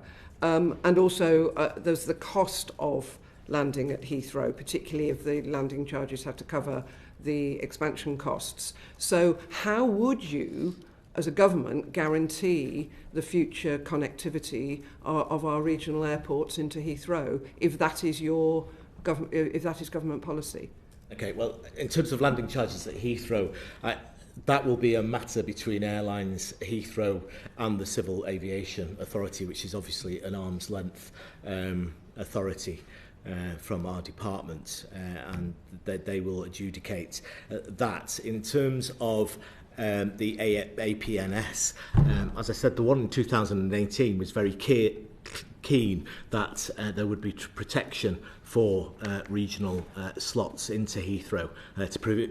You know, as I've said, it improves connectivity, allows people to connect to places where they couldn't connect from their point-to-point airports, and we know where we have airports, we have huge regional growth and economic activity. So we would, after a scheme promoter brings a plan forward this summer as part of the new statement, we would want to see that continue, that we protect regional slots into Heathrow, because some of them are just not good enough at the moment. You know, we had an urgent question, Chair, a few weeks ago about the Northern Ireland connections. You know, we want to be a clean energy superpower. If we're not connecting into Aberdeen in the northeast or Newcastle as well, which some of the connections are not good enough either, I want to see them improve over time. Okay, and if the government does approve expansion at Heathrow, will it insist on long overdue additional rail access, surface access other than vehicular at an expanded Heathrow? Indeed. So I think there are... It depends what scheme comes forward, I think. It's key to it. Well, I think we're assuming as of today's Heathrow announcement, we're talking about a third runway, which will mean an additional terminal. That's right, but we don't... We significant expansion. A significant expansion, So will the government insist on increased surface access, new routes such as the Western Rail Link, Southern Rail Link, etc.? So in terms of the Southern Rail Link and the Western Rail Link, we would expect that any promoter bringing that forward will have to take that into consideration. That was in our last AMPS, it will be in the next AMPS, and we expect that the promoter would fund, if that's what the scheme requires. We don't know that, I have to stress that. We haven't seen the scheme that they will bring forward. If that's what's required, we'd expect the promoter to be able to fund those schemes. And in order that the benefits of Heathrow expansion can be properly felt outside of London and the South East, will you be considering adequate and better surface links to other parts of the UK? I think what we saw today was that some of the evidence that you've probably received is that this could create 100,000 jobs, improve GDP by 0.3%, and that 60%, some analysis shows that the benefit to expanding Heathrow, 60% of that would be outside the South East as well. As part of how we improve transport links nationally, this government's moving at pace in terms of its bus services, its rail services, and I think we'll probably could be part of our APS if about access to the South East. Well, as you know, the road connections around Heathrow are already heavily congested, so that was the point of my question. Okay, Steph. Thank you. Minister, I'm glad you brought up those economic statistics, because that's very much the focus of today's sort of rather sudden inquiry into these announcements. What do you say to the argument that this isn't really about considered economic growth? It's just a nice big construction project that's easy to get funded, and that surely if the government wanted to support economic growth, it would look at the regional capacity in those areas where the big opportunities for industrial development exist in the future? Regional capacity of airports? Yeah. So I think that's a really legitimate question. If I pivot back to me being involved in opening the second runway at Manchester in 2001, which was the design concept was around about 96. It took about 4 to 5 years to get that from design and concept and up and running. We've seen, 2 million square feet of high advanced manufacturing currently going in at Manchester Airport. We've seen the relocation, we've seen Amazon fulfillment centre, we've seen the HoC Group invest, DHL, the logistics. We know where we have regional airports, you get regional economic growth, and I think that's key. And also in terms of passenger numbers, most airports in the UK, I'll say, had their best year last year. As I just suggested, that Heathrow had its best month ever in January, best January ever. So we know that they're going up. Currently, John Lennon is serving 7 to 8 million people a year. Manchester's going to announce 31 million, rising to probably about 40 in the next 7 to 8 years. So we're seeing growth everywhere, and I think that's good for our regions. So if I could just come back to the question about, maybe it's chicken and egg like the chair referred to earlier, but if we were strategically interested in airport expansion for the purposes of economic growth, surely we wouldn't just start with the assumption that because Heathrow's got the greatest restrictions on demand, that we should expand that before we even come to looking at the plans again. If wishing made it so, but this is an industry that exists mainly in the private sector. And most people actually want to hub in and out of Heathrow. There's no doubt about that. Also, most of our air freight comes in through Heathrow as well. Other places do really well in Scotland, East Midlands and places like that, but the vast majority of that, and the capacity constraint on our cargo is huge as well. So we have to do all those things. We have to see, we can't direct planes where to go. And also when you've got cargo, some of those long-haul routes that I talked about earlier become a lot more attractive because they can fill their belly hold as well as their passengers. Whereas in some of our regional airports, we can often fill the passengers on the plane but not get the belly hold, which makes some of those routes commercially viable. So we need to do all of that. Yeah, I actually accept what you're saying about the fact that the industry is controlled by private companies more or less, and there's very little perhaps we can do to direct what they do. doesn't that rather undermine the claim that this is a big economic growth opportunity that's within our strategic grasp, therefore? I don't think there's very little we can do with, there's lots we can do, and this government's doing it. If I talk again about my own conurbation, getting the buses to run on time, bringing in their local franchises, getting that the conurbation can get to the airport within an hour's public transport penetration, that makes a material difference to regional airports. And this government, through its Better Buses bill, means that connectivity will improve, solving the rail disputes to our airports. Okay, but we're talking about the economic case for airport expansion here, not the valid economic case for improving bus connectivity, which I totally agree with. Yeah.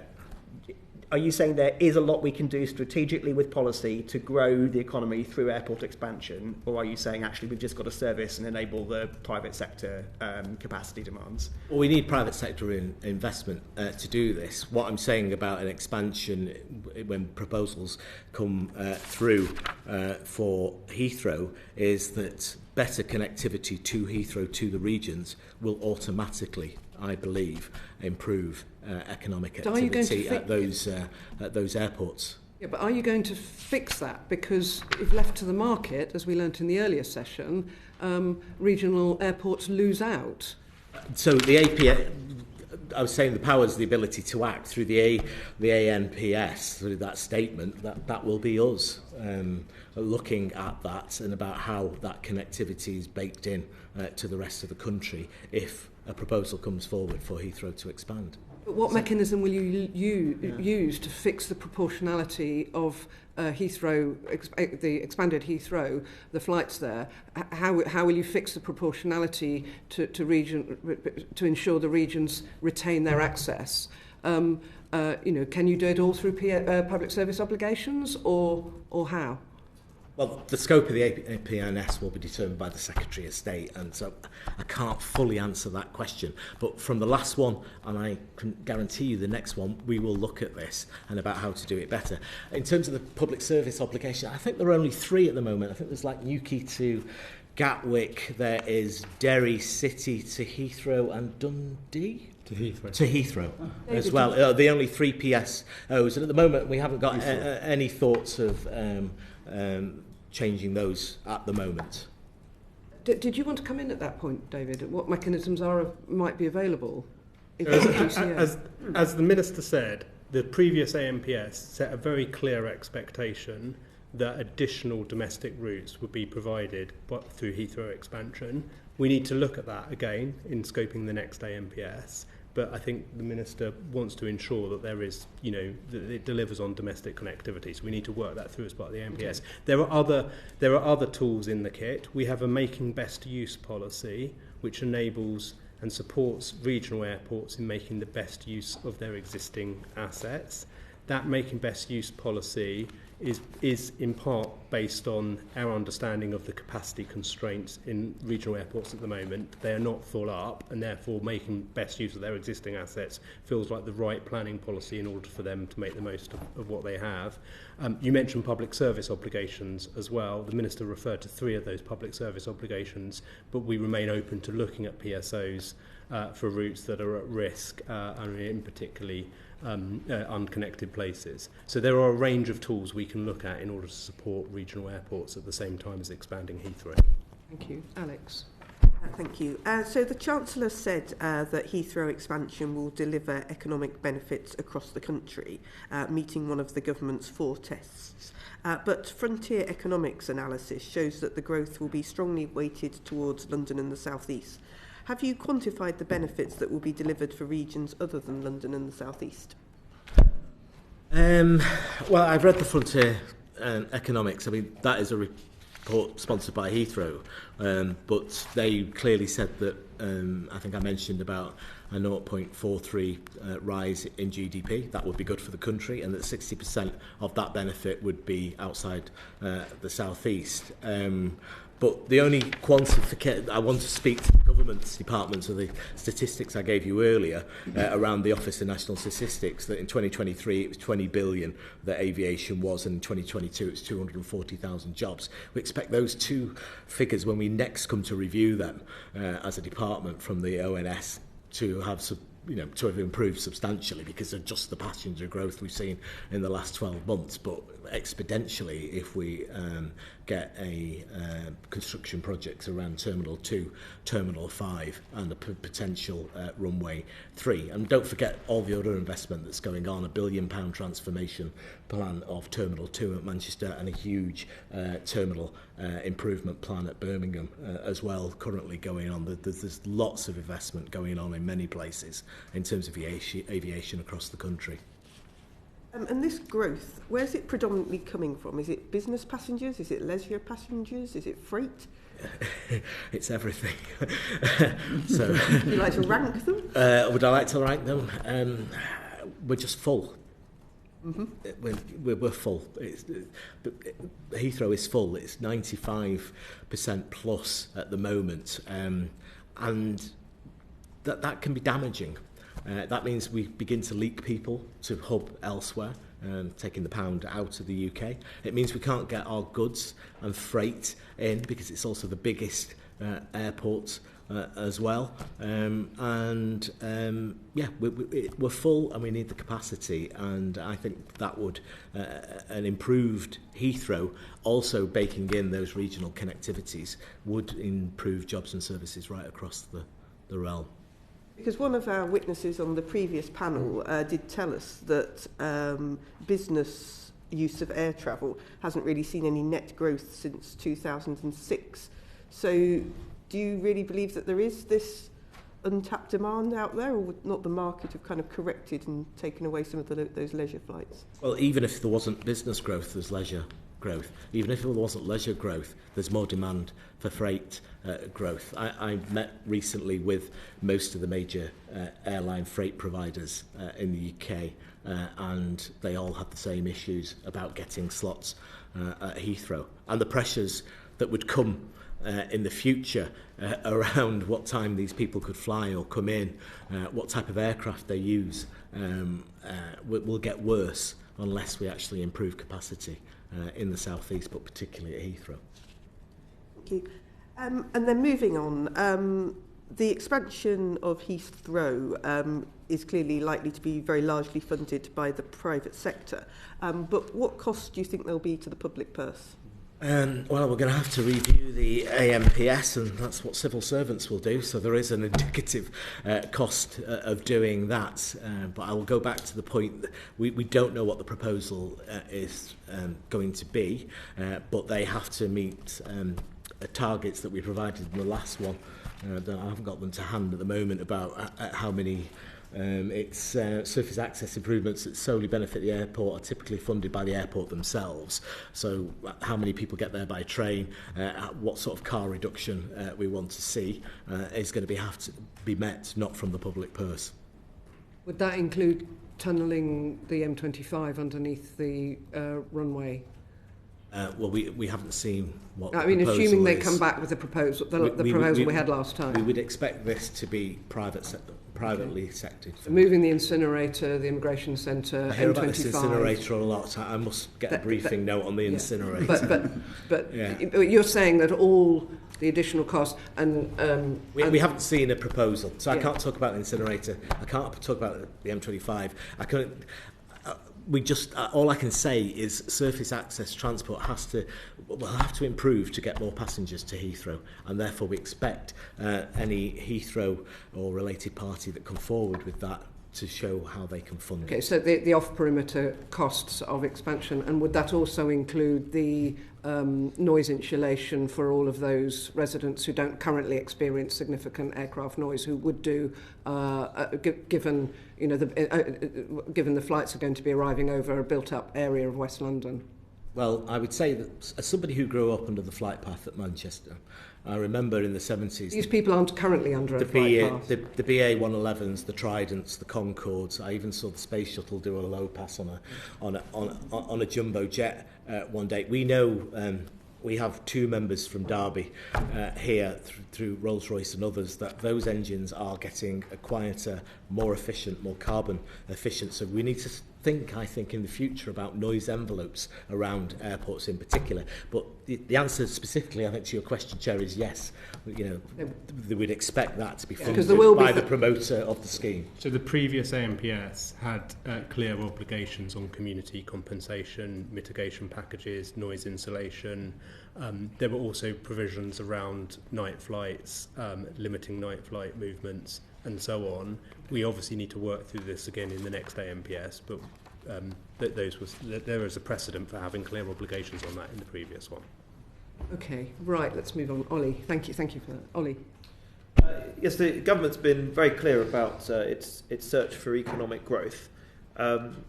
But just taking some of your comments, of course, I think anybody who's experienced of anti-West Coast between Manchester and London would very much agree with your review. And personally, I will not travel on them at all because I've had so many nightmare experiences.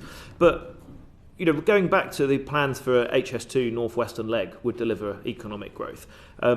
Making the most of the fact that Channel Tunnel and High Speed 1 utilisation is under 50% would generate economic growth, particularly with so many flights from Heathrow to places relatively easy to reach by rail in terms of like Paris, Brussels, Geneva, Frankfurt, etc. So, you know, why is there such a commitment to this particular project rather than several other infrastructure projects which presumably have just as much potential to deliver nationwide growth?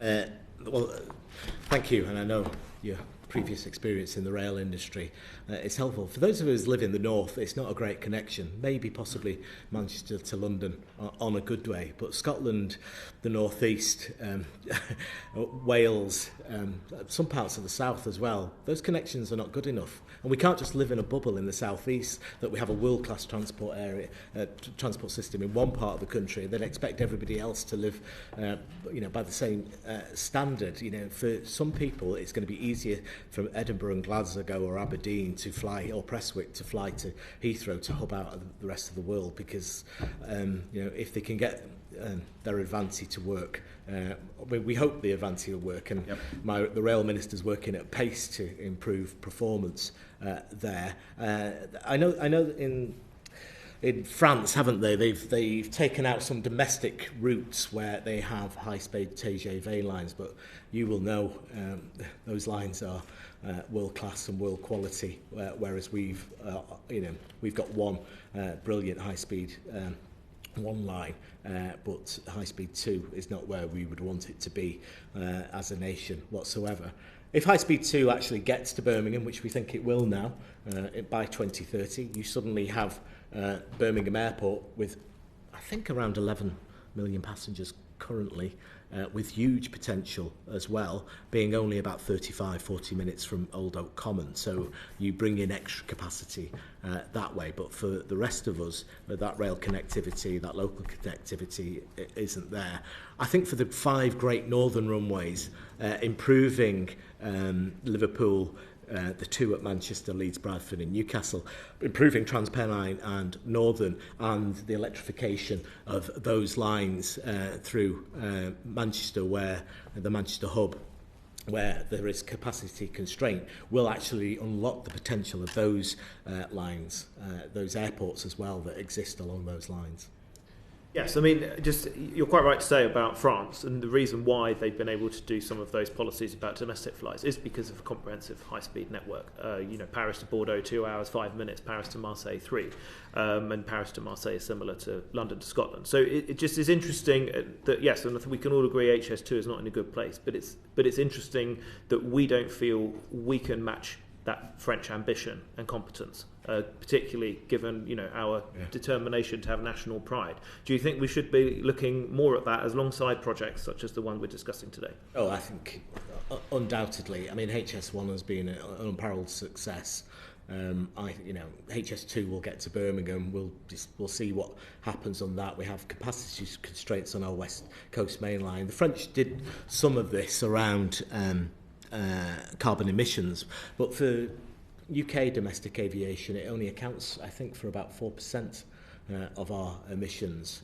We have to look at other ways that are going to be more effective to decarbonise, like the Rolls-Royce engines, like the sustainable aviation fuel mandate, like the revenue certainty mechanism that we hope to legislate for in the next few months to begin to build some of that SAF production in our own nation. So moving on to the some of the environmental aspects. I mean, you mentioned sustainable aviation fuel.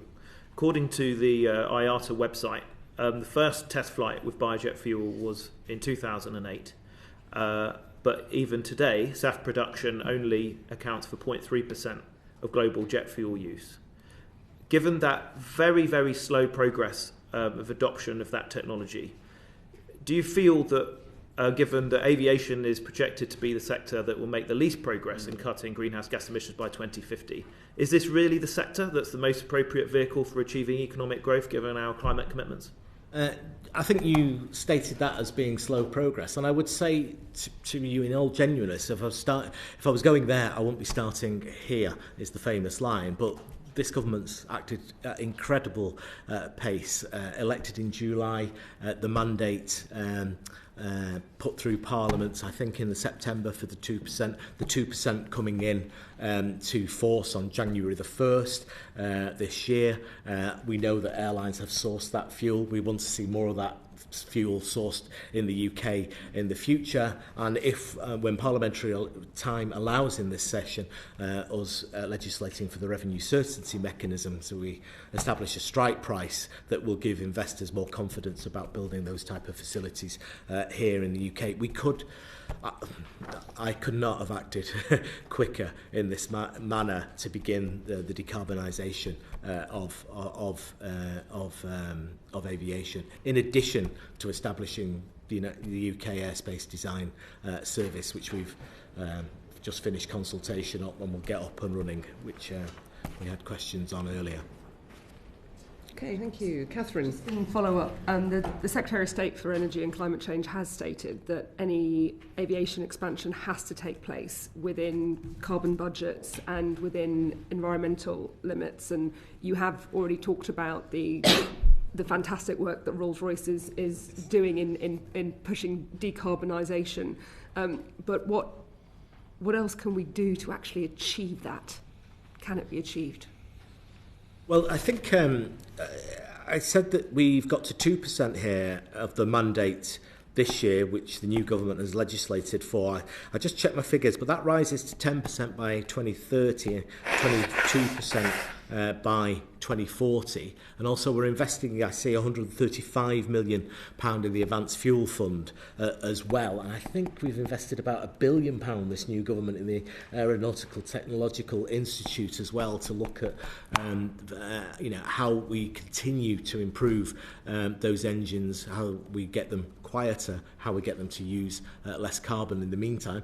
And we are still looking at alternative to jet fuel for flights. I would love to be the first minister, or at least to leave it to my successor, to have UK internal flights with nothing coming out of the tailpipe. So that's through the use of hydrogen or battery hydrogen. I'm not there yet, but I hope to get there, or I hope to leave that legacy for my successor. Okay, thank you. So the previous panel one today, confirmed what others have said, that any rise in aviation carbon emissions are going to result in carbon constraints in other sectors. So what work has the government done to understand how higher carbon constraints in other sectors may affect overall economic growth? Well, yesterday I was in Geneva speaking on the floor of the UN at the United Nations Economic Council for Europe on the Inland Transportation Committee. So we are working right across the globe and showing leadership in this to try and reduce our emissions right across the globe, particularly across the continent, working with our international partners. Because I also have the maritime brief as well. We've got UK Ship to Shore, reducing 50% of our emissions by improving our grid to our ports, looking at advanced fuels in maritime, the Maritime Clean Energy competition that we sponsor as well. So there's a whole range of ways the department currently and the government are looking to decarbonise our transport network. Were you just covering within the transport sector? Well, indeed, and also because of maritime, we have the International Maritime Organisation right here in the UK. In addition to our work on seafarers' rights that we've already introduced, we are pushing for higher environmental standards in the maritime sector right across the planet at this year's Council about taking out more greenhouse gases as well. So in order for the UK to abide by its legally binding carbon commitments, it's going to have to reduce its overall carbon emissions and that means not just within transport sectors, but transport is going to have to work in conjunction with, say, the carbon needs for steel and other sectors. So what work has the government done on that? What work has the DfT done with other government departments? So since entering Parliament 11 years ago this week, I've been involved with sustainable aviation. And they have developed a clear pathway of what needs to happen within aviation to reduce our emissions. Currently, Chair, there is no way to completely reduce carbon emissions without some form of carbon capture technology as part of that pathway, and that's why government, I think, invested 22 billion. There was an announcement by the Prime Minister over on Merseyside a few months ago, investing in Stanlow and Merseyside and in the Tees Valley as well around carbon capture and technology. So part of the pathway will be through that as well. And with aviation expansion, what analysis has the DfT done on the non-carbon greenhouse gas implications of aviation and aviation expansion? So we currently have a study on what comes out of the tailpipe in terms of the other gases and the impact that that has on climate change. And we work with sustainable aviation about looking at that pathway to decarbonise, to make it net zero by, I think the target date is 2050. 2050. And when will that report be released? That's out in the public realm now. That piece of work's with sustainable aviation is in the public realm right now. It's already you clearly see the graph through airspace modernisation, hydrogen, battery, improve technology, airspace modernisation, the pathway. But you cannot get down to a zero pathway to decarbonise aviation. Carbon capture and technology has to be part of it. So you're going to rely on carbon capture rather than rely solely on the expansion of SAF and airspace modernisation to achieve the decarbonisation in the aviation sector, while also going for expansion overall. Yes, I have seen the figures. I can't remember them offhand. You send them to us. Yes, we will send them to you. So broadly speaking, we need to reduce the carbon impact of aviation by about 53 megatons by the middle of this century. We have previously set out plans of how we will reduce that to about 19 megatons through a combination of SAF, fuel efficiency, zero emission flight, carbon pricing policies with the rest of the world, and through investment in the Aerospace Technology Institute. So there is a credible path for reducing it down by about 30 megatons of carbon over the next 25 years. As the Minister said, to get beyond that, at the moment in our plans we assume a degree of carbon capture. To your, if I may, to your point, Chair, I think if you're going to have growth in aviation, that means the budget for carbon that you're increasing aviation share of has got to come from somewhere else, and that could potentially harm economic growth in other sectors. Surely. So we need to set out, the government needs to set out its plans on the carbon budget 6 period later on this year. we're working with DESNE's colleagues on how we put together those plans. As we do so, we need to work out what the economic consequences of them are. Okay. But that is work that is ongoing across government, led by our DESNE's colleagues, that DFT are obviously making a significant contribution to. Very interested to see that at the time. Yeah, and I'm sure other parliamentary colleagues will be looking out I don't think for that as well. it's binary either, that they are growth industries in carbon capture and technology and SAF industries that we are legislating for. These are creating growth industry, the industry of the future. And in parts of the country, as we know, some of our coastal communities, and particularly in the north and the central belt in Scotland, and Bacton in Norfolk, of course, that have deindustrialised. So, Okay, well, that's all right then.